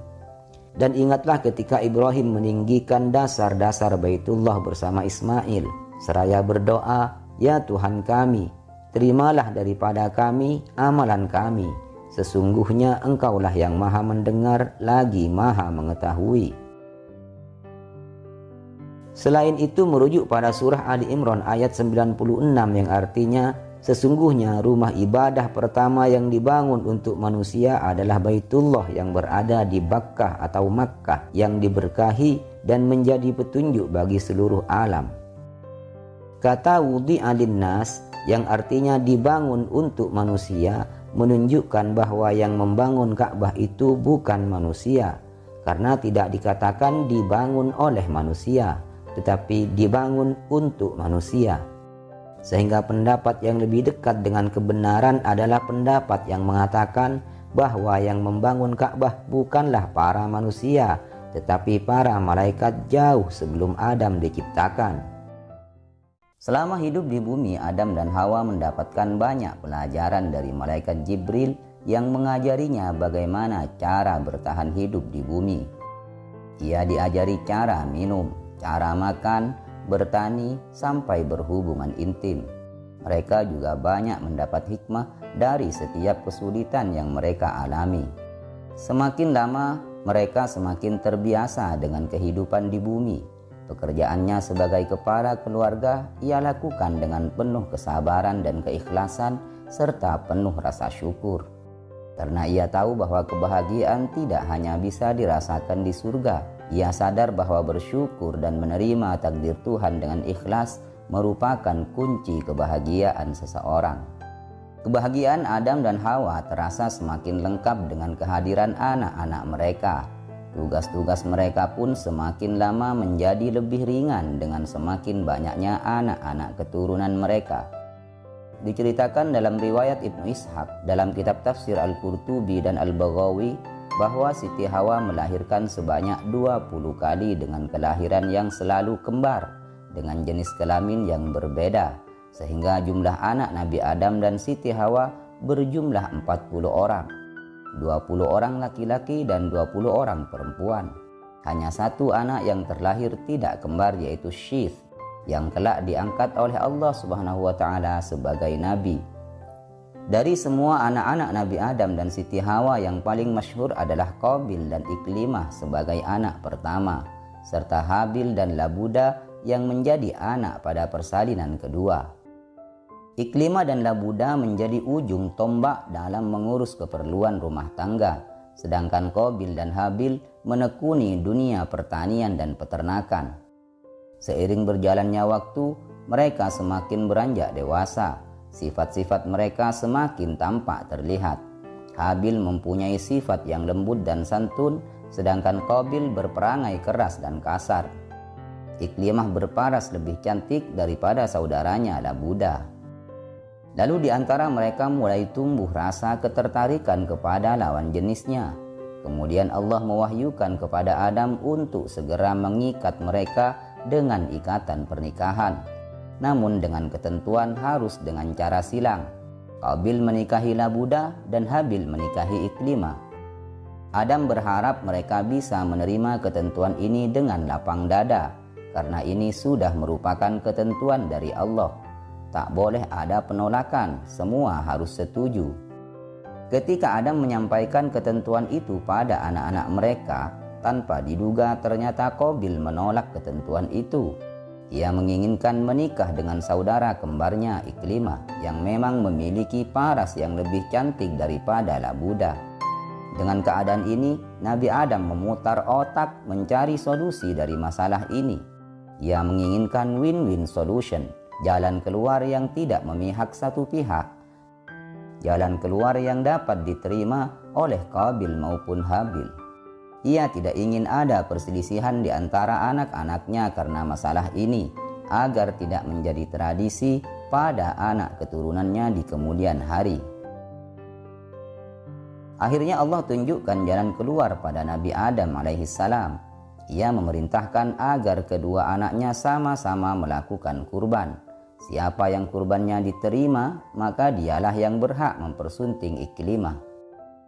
Hal itu pun disampaikan secara terbuka di depan anak-anaknya, dan beruntungnya semua menyetujui solusi itu.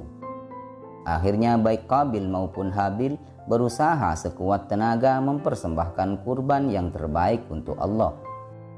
Qabil semakin terlihat rajin mengurus ladangnya, sedangkan Habil yang menekuni bidang peternakan mengembalakan kambing-kambingnya pada rumput-rumput yang subur dan hijau. Hari yang ditentukan pun tiba. Mereka berdua sudah siap berkurban. Habil memilih kambing yang menurutnya paling sehat dan paling gemuk untuk dijadikan kurban, sedangkan Qabil memilih gandum yang kualitasnya buruk. Kemudian keduanya meletakkan kurbannya di atas bukit, lalu kembali ke tempat semula. Semua mata tertuju pada bukit itu. Hati mereka berdebar-debar menunggu kurban siapakah yang akan diterima dan akan mempersunting si cantik Iklimah. Beberapa saat kemudian muncullah api besar yang turun dari langit dan kemudian menyambar kambing Habil sampai hilang tak tersisa. Habil pun bersyukur karena kurbannya telah diterima oleh Allah Subhanahu wa Ta'ala. sementara gandum Qabil terlihat masih utuh. Sampai api itu menghilang, gandum Qabil tetap berada di atas bukit dan tak berkurang sedikit pun. Karena ia dengan kedengkiannya sengaja menyediakan kurban berupa gandum yang jelek kualitasnya. Walhasil, pemenangnya adalah Habil yang akan menikahi Iklimah sesuai dengan kesepakatan awal. Hati Habil pun berbunga-bunga. Ia sangat bahagia dengan diterimanya kurbannya. Terlebih hal itu menjadi penanda bahwa dia yang akan menikahi si cantik Iklimah. Sementara di pihak lain, sang kakak merasa sangat kecewa. Ia tidak suka dengan kekalahannya, tapi dia tidak bisa berbuat apa-apa. Kesepakatan sudah terjadi dan keputusan sudah diambil. Qabil pun harus menerima keputusan menikah dengan Labuda. Iblis melihat peluang ini yang kemudian terus membisiki Qabil untuk terus memberontak. Kekecewaan pun semakin lama semakin membesar di hati Qabil. Kekecewaan itu kemudian berubah menjadi iri dengki. Iri dengki melahirkan dendam yang sangat mendalam. Rasa dendam itu kemudian menuntunnya pada sebuah keinginan jahat untuk menghabisi Habil. Sementara iblis bertepuk tangan karena merasa sudah semakin dekat dengan kesuksesan. Hari demi hari pun berlalu, sementara Qabil tetap dengan dendamnya. Ia mencari waktu dan tempat yang tepat untuk melakukan itu. Sampai pada suatu hari, Nabi Adam hendak keluar bepergian. Namun sebelum berangkat, ia menitipkan keluarga di rumah kepada Qabil. Kerukunan antar keluarga harus dijaga dan dipelihara. Bagaimanapun, Qabil adalah anak tertua. Ia tetap menjadi tempat mengadu bagi saudara-saudaranya. Qabil pun dengan senang hati menerima hal itu.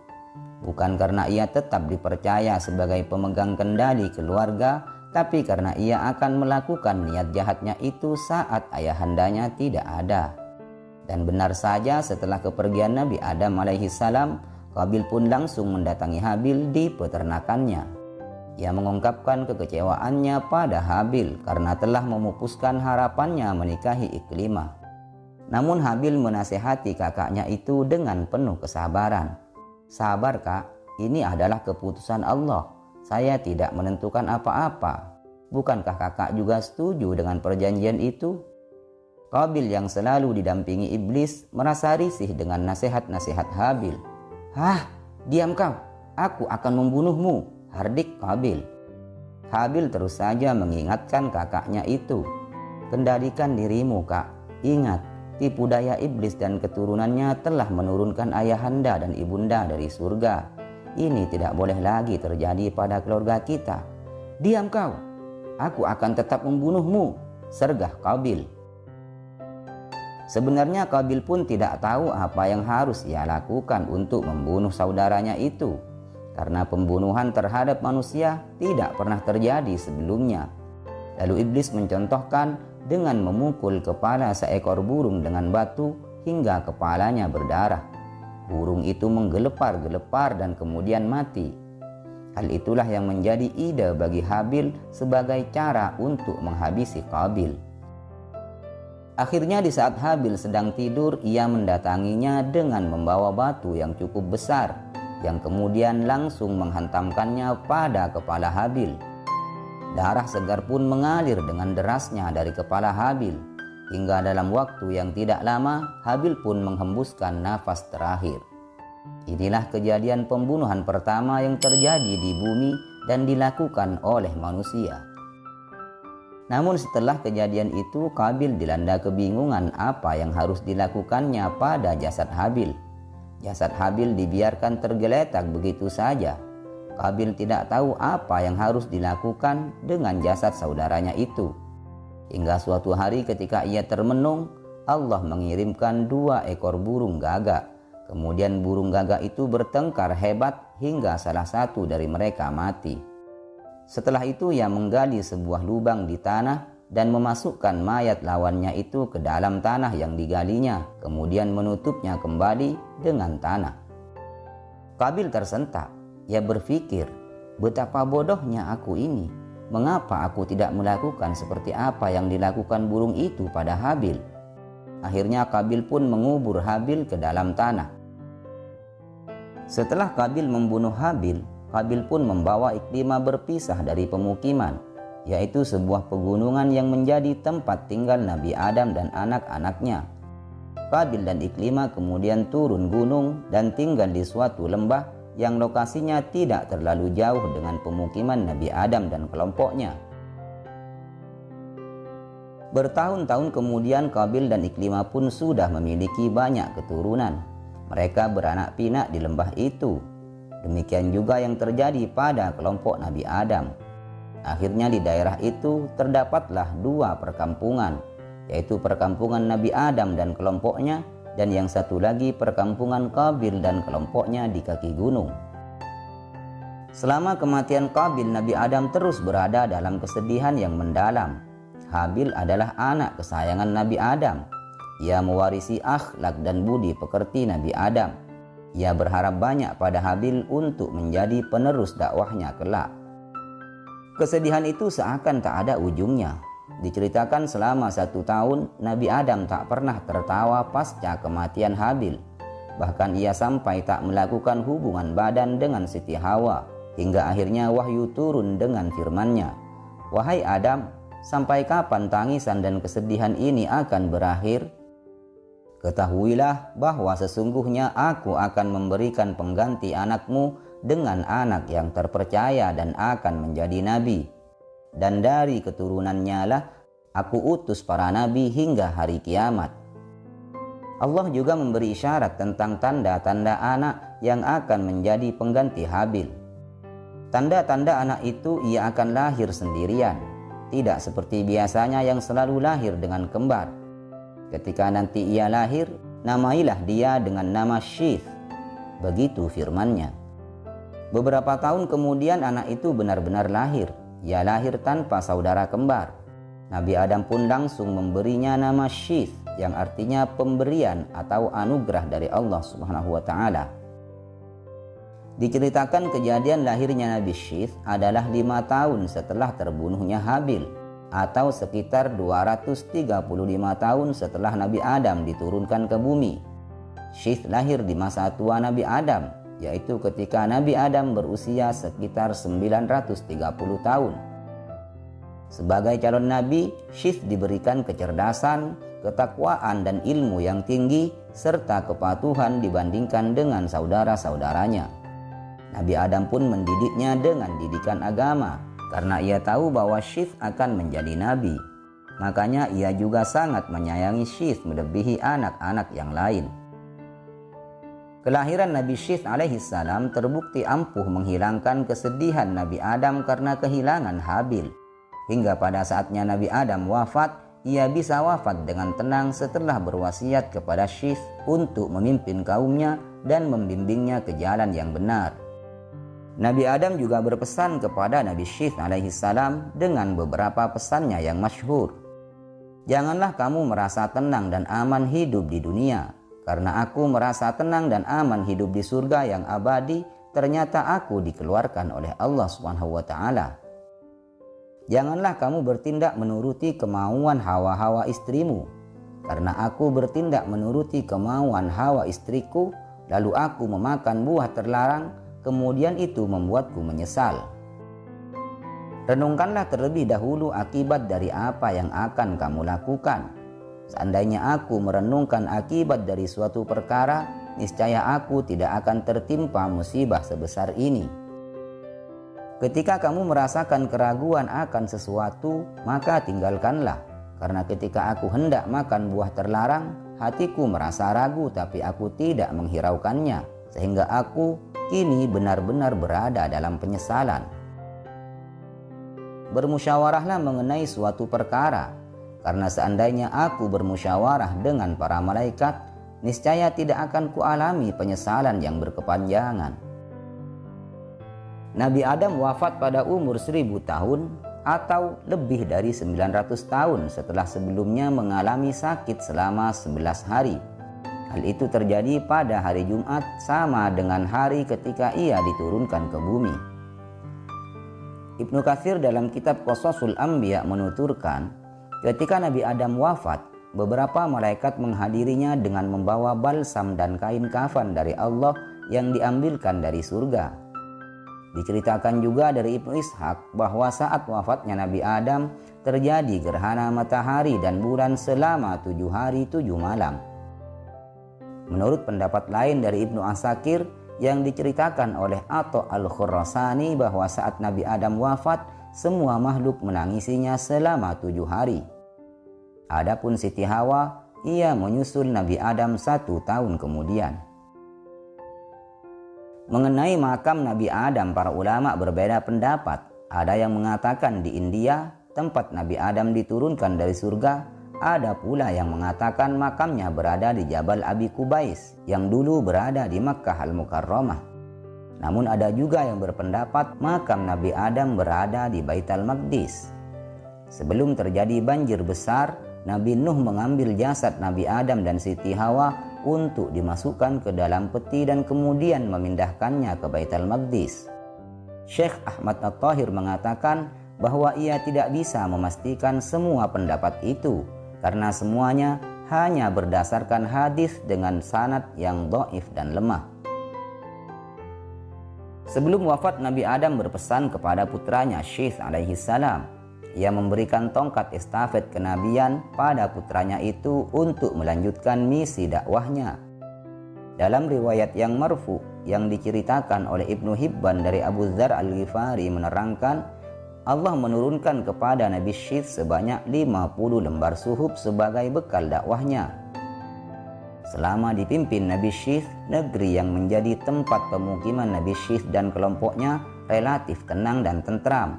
Karena Syith memimpin dengan keadilan, dia memimpin dengan hukum-hukum Allah, dia menciptakan persatuan di antara orang-orang yang bersamanya. Tidak ada tindakan kejahatan apapun yang terjadi di sana. Hal ini berbanding terbalik dengan keadaan negeri Qabil yang berada di kaki gunung. Di sana terjadi kerusakan moral yang sangat luar biasa. Kejahatan terjadi di mana-mana. Pelacuran dan seks bebas merajalela. Di dalam kelompok ini terjadi untuk pertama kalinya dalam sejarah peradaban manusia yang namanya tabarruj, atau wanita yang bersolek secara berlebihan dengan menampakkan auratnya. Hal ini karena tidak ada nabi yang diutus di sana. Sedangkan Qabil sebagai pemimpin di sana memang memiliki perangai dan akhlak yang buruk, sehingga tidak ada yang bisa menasihati mereka, dan akibatnya mereka semua menjadi rusak dan bejat akhlaknya. Iblis kembali melihat peluang besar untuk melaksanakan sumpahnya menyesatkan anak cucu Nabi Adam. Suatu hari ia datang ke kaki gunung dengan menyerupai manusia. Ia menyamar menjadi penjaga kebun milik salah seorang dari keturunan Qabil. Ada juga yang mengatakan iblis bekerja kepada seorang pandai besi. Disitulah iblis mengajarkan pada orang-orang cara bermain musik yang akan membuat mereka semakin lalai dan jauh dari mengingat Allah. Sebagai tambahan informasi bahwa sejak zaman Nabi Adam tidak ada pembatas antara alam jin, alam setan dan alam manusia. Mereka semua bisa saling melihat satu sama lain dan mengetahui aktivitas masing-masing. Karena kebijaksanaan Allah Subhanahu wa Ta'ala, lalu ia mengutus Nabi Syith untuk pergi ke seluruh penjuru dunia untuk membuat pembatas antara alam jin, alam setan, dan alam manusia, sehingga manusia tidak dapat melihat jin atau setan, tetapi jin dan setan tetap dapat melihat kita. Hal itu merupakan ujian untuk manusia dan rahmat dari Allah Subhanahu wa Ta'ala. Namun begitu, ada juga sebagian makhluk dari kalangan manusia dan binatang yang dapat melihat para makhluk halus seperti para nabi dan para wali Allah. Dan dari kalangan binatang seperti anjing, ayam, dan keledai. Dalam sebuah hadis riwayat Abu Hurairah radhiyallahu ta'ala anhu, Nabi bersabda, "Apabila kalian mendengar ayam berkokok, mintalah karunia kepada Allah, karena dia melihat malaikat. Dan apabila kalian mendengar ringkikan keledai, mintalah perlindungan kepada Allah, karena dia melihat setan." Hadis riwayat Bukhari dan Muslim. Usaha untuk menyesatkan mereka semakin gencar dilakukan oleh iblis. Ia kemudian membuat alat musik seperti seruling untuk semakin memalingkan mereka dari ajaran agama. Dikisahkan bahwa ketika iblis memberikan seruling itu kepada seseorang, dia mulai masuk ke dalam seruling itu, sehingga ketika seruling itu ditiup, maka suaranya terdengar sangat indah, dan tanpa terasa tubuh orang yang mendengarnya akan bergerak dan semakin lama gerakan itu menjadi tarian. Ketika musik sudah semakin dikenal banyak orang, mereka lalu membuat semacam perayaan atau pesta yang di dalamnya dihiasi dengan suara-suara musik sepanjang hari perayaan tersebut. Dari kaum inilah tercipta musik dan tarian untuk pertama kalinya di dunia yang sampai saat ini terus berkembang. Suara-suara musik itu mengalun semakin keras hingga terdengar ke pemukiman yang ada di atas bukit, yaitu pemukiman Nabi Syith dan kaumnya. Kaum Nabi Syith yang mendengar itu menjadi penasaran. Mereka penasaran suara apa yang mereka dengar dan apa yang terjadi di bawah sana, karena sebelumnya mereka belum pernah mendengar suara-suara itu. Perlu diketahui dalam syariat Nabi Syith, salah satu ajarannya adalah tidak boleh berhubungan atau mendatangi kaum Qabil yang ada di lembah. Iblis lalu datang kepada mereka memberikan keraguan atas hukum yang mereka terima dari Nabi Syith. Mereka mulai mempertanyakan, mengapa kita dilarang berhubungan dengan kerabat kita sendiri? Apa maksud dan tujuan dari syariat ini? Akhirnya dengan diam-diam seorang pemuda memberanikan diri turun ke lembah gunung untuk mengetahui apa yang terjadi. Di sana ia mengintai apa yang sedang mereka lakukan dengan bunyi-bunyian itu. Diceritakan dari Abdullah ibnu Abbas, perempuan dari kaum Qabil ini cantik-cantik, sedangkan laki-lakinya tidak tampan. Sementara dari kaumnya Nabi Syith terjadi kebalikannya. Kaum laki-lakinya tampan-tampan dan perempuannya tidak cantik. Sehingga ketika pemuda dari kaum Nabi Syith ini melihat wanita-wanita dari kaum Qabil, ia pun takjub akan kecantikan wanita-wanita itu. Ditambah lagi mereka memang berdandan berlebihan dan menampakkan aurat. Setelah itu pemuda tersebut naik kembali ke atas gunung dan mengabarkan pada teman-temannya bahwa di lembah sana ada sekelompok wanita yang cantik-cantik. Lalu tanpa sepengetahuan Nabi Syith, mereka pun turun untuk melihat kebenaran dari apa yang dikatakan pemuda tadi.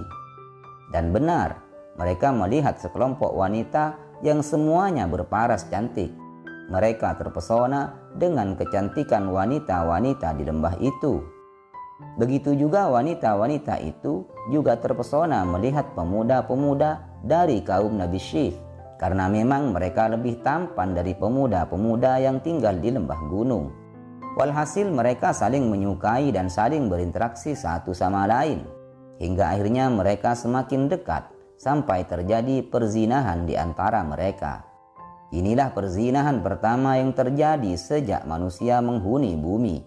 Ini sungguh merupakan tinta hitam yang menodai catatan sejarah manusia semenjak pertama kali Nabi Adam menghuni bumi.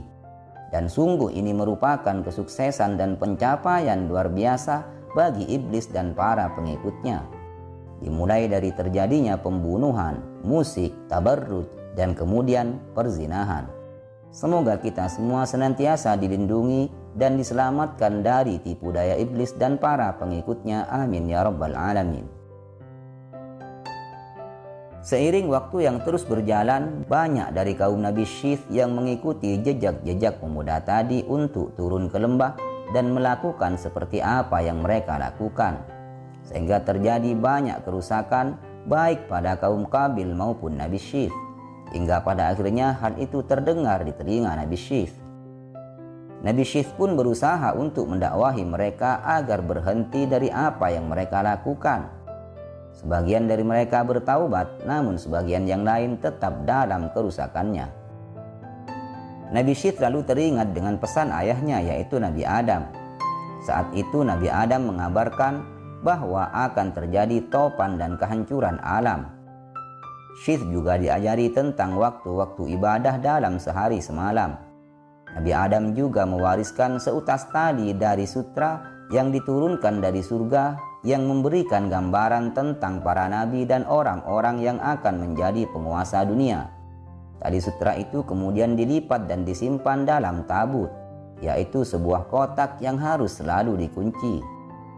Nabi Adam juga mencabut sebagian janggutnya kemudian diletakkan di dalam tabut tersebut.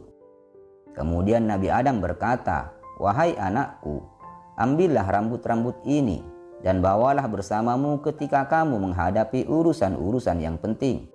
Rambut-rambut ini akan membantu mengalahkan musuh selama ia masih bersamamu. Dan bila rambut-rambut ini sudah memutih, maka itu pertanda bahwa ajalmu sudah dekat dan kamu akan meninggal di tahun itu." Nabi Adam juga melepas cincinnya dan diberikannya kepada Nabi Syith bersama tabut. Kemudian Nabi Adam berkata, "Wahai anakku, perangilah saudaramu Qabil. Sesungguhnya Allah akan menolongmu untuk mengalahkannya." Berdasarkan riwayat dari Wahab bin Munabbih, selain benda-benda tersebut, Nabi Syith juga diwarisi pedang dan kudanya yang bernama Maimun yang diturunkan dari surga. Yang bila kuda itu meringkik, maka semua binatang melata menyambutnya dengan tasbih, "Subhanallah." Maka berdasarkan wasiat itu, Nabi Syith kemudian mengumpulkan orang-orangnya untuk membentuk sebuah pasukan dan kemudian memerangi Qabil dan kelompoknya. Dan inilah sejarah peperangan pertama yang terjadi di kalangan manusia, perang antara Nabi Syith dan kaumnya dengan kelompok Qabil.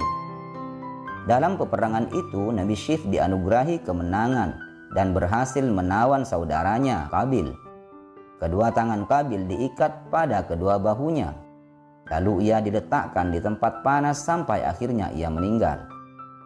Sebelum Qabil meninggal, ia sempat berkata, "Wahai Syith, jagalah persaudaraan di antara kita." Lalu Nabi Syith berkata, "Mengapa engkau sendiri tak menjaga itu? Engkau telah membunuh Habil saudaramu sendiri." Ketika Qabil meninggal, anak-anak Qabil bermaksud untuk mengambil jasad Qabil dan menguburkannya. Namun iblis datang kepada mereka dengan menyamar sebagai malaikat. Lalu ia berkata, "Jangan kau kubur Qabil dalam bumi." Ia lalu membawakan mereka sebuah batu yang telah dilubangi di bagian tengahnya, lalu menyuruh memasukkan jasad Qabil ke dalam lubang itu setelah terlebih dahulu didandani dengan pakaian yang indah serta melumurinya dengan minyak ramuan tertentu yang kemudian membuat jasad Qabil awet dan tidak rusak. Setelah itu jasad Qabil diletakkan di sebuah rumah, ditempatkan di atas sebuah kursi yang terbuat dari emas. Lalu iblis menyuruh setiap orang yang masuk rumah itu agar bersujud pada jasad Qabil sebanyak 3 kali dan menyuruh mereka untuk membuat perayaan untuknya setiap tahun. Iblis menguasakan pada setan untuk menempati jasad Qabil, sehingga jasad Qabil bisa berkomunikasi dengan orang-orang yang bersujud kepadanya. Begitulah tipu daya iblis agar orang-orang selalu bersujud kepada jasad Qabil. Dan inilah puncak kesuksesan iblis dan sekutunya. Ia mampu memperdaya keturunan Adam dengan membuatnya melakukan perbuatan maksiat tertinggi, yakni menyekutukan Allah Subhanahu wa Ta'ala. Sementara Nabi Syith setelah menyelesaikan tugasnya, ia lalu hijrah ke Hindi atau India dan menjadi juru pemutus yang adil untuk manusia. Dialah orang pertama yang mengeluarkan kalimat-kalimat hikmah. Dialah orang pertama yang mempraktekkan jual beli. Dialah orang pertama yang membuat timbangan dan takaran. Dialah orang pertama yang melakukan transaksi dengan emas dan perak. Dan dialah orang pertama yang menggali barang tambang dari dalam bumi. Sebagai orang yang darinya nasab para nabi dan rasul tersambung, di kening Syith terdapat Nur Muhammad SAW yang berpindah dari ibundanya yaitu Siti Hawa setelah ia menerimanya dari Nabi Adam alaihissalam. Kemudian cahaya itu berpindah pada putranya Anush menjelang Nabi Syith wafat. Dengan keadaan cahaya yang sudah berpindah pada putranya, Syith tahu bahwa ajalnya sudah dekat. Ia lalu melihat rambut-rambut wasiat ayahnya yang berada di dalam tabut, dan ternyata benar, Syith melihat rambut-rambut itu sudah memutih. Maka pada tahun itu Nabi Syith wafat pada umur 912 tahun. Setelah wafatnya Nabi Syith, tongkat estafet dakwahnya dilanjutkan oleh putranya Anush. Ia seorang yang berperilaku baik dan memutuskan sesuatu perkara dengan benar. Sebelum wafat, Syith mewariskan warisan dari ayahnya yaitu Nabi Adam kepada putranya Anush berupa tabut, tali dan cincin serta suhuf. Anush menikah dengan seorang wanita yang kemudian mengandung dan melahirkan seorang putra bernama Kinan atau Qainan, yang kemudian Nur Muhammad berpindah kepadanya. Ia juga berhak mendapat warisan tabut dan suhuf dari Nabi Syith alaihimussalam sebagai tanda bahwa ialah yang akan meneruskan estafet dakwah. Setelah itu Nur Muhammad berpindah kepada anaknya Kinan yang bernama Mahlail. Mahlail menjadi seorang pemimpin yang baik dan adil. Dialah yang mendapatkan suhuf dan tabut untuk melanjutkan dakwah. Menurut Imam Ibnu Katsir, Mahlail adalah raja yang menguasai 7 iklim. Ia orang pertama yang menebang pohon. Bahkan masih menurut Ibnu Katsir, Mahlail adalah orang pertama yang membangun negeri Babil atau Babilonia. Setelah itu Nur Muhammad berpindah lagi kepada anaknya yang bernama Yarid, yang juga mendapat warisan suhuf dan tabut. Kemudian Nur Muhammad berpindah lagi pada anaknya yang bernama Khunuh atau Akhnuh, yang kemudian masyhur dengan nama Idris alaihissalam, Nabi kedua yang termasuk ke dalam jajaran utusan Allah yang berjumlah 25. Asal mula Nur Muhammad berada dalam tubuh Nabi Adam dan kemudian berpindah kepada orang-orang terpilih dari keturunannya. Ini diceritakan oleh Syekh Zaini Dahlan Al-Hasani dalam kitab As-Sirah Nabawiyah, bahwa ketika Nabi Adam diciptakan, Allah memberikan ilham kepada Nabi Adam untuk bertanya kepadanya, "Ya Allah, mengapa engkau memberiku julukan Abu Muhammad, yang berarti bapaknya Muhammad?" Lalu Allah menjawab dengan firman-Nya, "Angkatlah kepalamu wahai Adam." Ketika Nabi Adam mengangkat kepalanya, ia pun melihat nur atau cahaya Muhammad yang meliputi arash. Kemudian Adam bertanya, "Wahai Tuhanku, cahaya siapakah ini?" Allah Subhanahu wa ta'ala menjawab, "Ini adalah cahaya seorang nabi dari keturunanmu. Di langit dia bernama Ahmad, dan di bumi ia bernama Muhammad. Jika bukan karena dia, niscaya aku tidak akan menciptakanmu." Kemudian Allah meletakkan Nur Muhammad ke dalam punggung Nabi Adam alaihissalam. Diceritakan pula oleh Imam As-Suyuti dalam kitabnya Durarul Hisan bahwa Allah meletakkan Nur Muhammad ke dalam punggung Nabi Adam.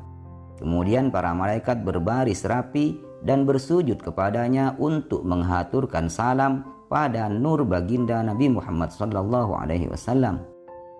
Hanya satu makhluk yang menolak dan membangkang untuk bersujud kepadanya, yaitu iblis, seperti yang sudah diceritakan pada video pertama. Syekh Yusuf An-Nabhani mengatakan bahwa Adam mendengar suara seperti kicauan burung dari dalam dahinya. Dengan penuh ketakjuban, ia memuji Allah lalu bertanya, "Subhanallah, sungguh sangat agung kekuasaanmu. Suara apakah itu yang berada dalam dahiku?" Lalu Allah berfirman, "Wahai Adam, ketahuilah bahwa sesungguhnya itu adalah suara kekasihku yang sedang bertasbih. Dialah Nabi akhir zaman yang kelak akan menjadi junjungan seluruh umat. Baginya lah selalu kulimpahkan selawat dan salam sejahtera." Nur Muhammad SAW senantiasa bersinar di dahi Adam, laksana matahari yang bersinar di pagi hari. Maka Allah mengambil sumpah kepada Nabi Adam agar selalu menjaganya dengan baik dan tidak meletakkannya kecuali pada orang-orang yang suci. Sumpah itu selalu Adam emban dan agungkan. Ia merasa sangat terhormat telah dititipkan nur dari kekasih Tuhannya. Suatu waktu ketika Nabi Adam melihat para malaikat selalu berbaris rapi di belakang punggungnya, ia merasa heran dengan apa yang para malaikat itu lakukan. Lalu ia bertanya kepada Allah, "Wahai Tuhanku, kenapa para malaikat selalu berbaris rapi di belakangku?" Allah pun menjelaskan, "Sesungguhnya mereka berbaris di belakangmu karena memandang nur kekasihku Muhammad." Hal itu membuat Adam menginginkan agar juga dapat melihat nur tersebut, lalu memohon kepada Allah. Lalu Allah pun mengizinkan Adam untuk melihat keagungan nur tersebut, sehingga semakin bertambahlah cinta Nabi Adam kepada sang utusan akhir zaman itu. Ia benar-benar menjaga kehormatan dan kemuliaannya.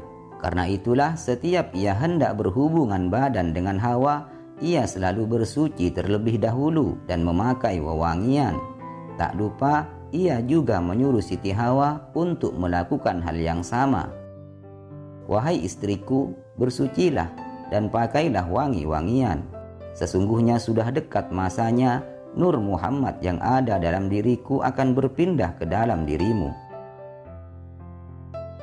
Setelah nur itu benar-benar berpindah ke dalam diri Siti Hawa, wajahnya yang cantik terlihat semakin bersinar indah dan berseri-seri. Dikatakan bahwa sejak nur Muhammad berpindah pada Siti Hawa, sejak itulah Nabi Adam tidak pernah lagi berhubungan badan dengan Siti Hawa demi memuliakan nur baginda Muhammad sallallahu alaihi wasallam yang berada dalam diri Hawa. Dan setiap hari para malaikat turun dari langit ke bumi demi untuk menyampaikan salam sejahtera dari Allah Subhanahu wa taala kepada Nur Muhammad yang telah bersemayam di dalam diri Siti Hawa. Dan setelah beliau melahirkan Syith, nur itu berpindah kepada Nabi Syith alaihi salam. Inilah alasan sebenarnya kenapa Nabi Adam selalu mengistimewakan Syith dibandingkan saudara-saudaranya. Karena Nabi Adam menghormati, mengagungkan, dan ingin selalu menjaga Nur Muhammad yang berada di dalam diri Syith. Ketika Syith sudah dewasa, Adam merasa ajalnya sudah dekat. Ia lalu mengambil sumpah dari Syith seperti yang Allah lakukan kepadanya. "Wahai anakku Syith, ketahuilah, sesungguhnya Allah mengambil sumpah padamu agar kamu selalu menjaga Nur Agung Muhammad yang ada dalam dirimu.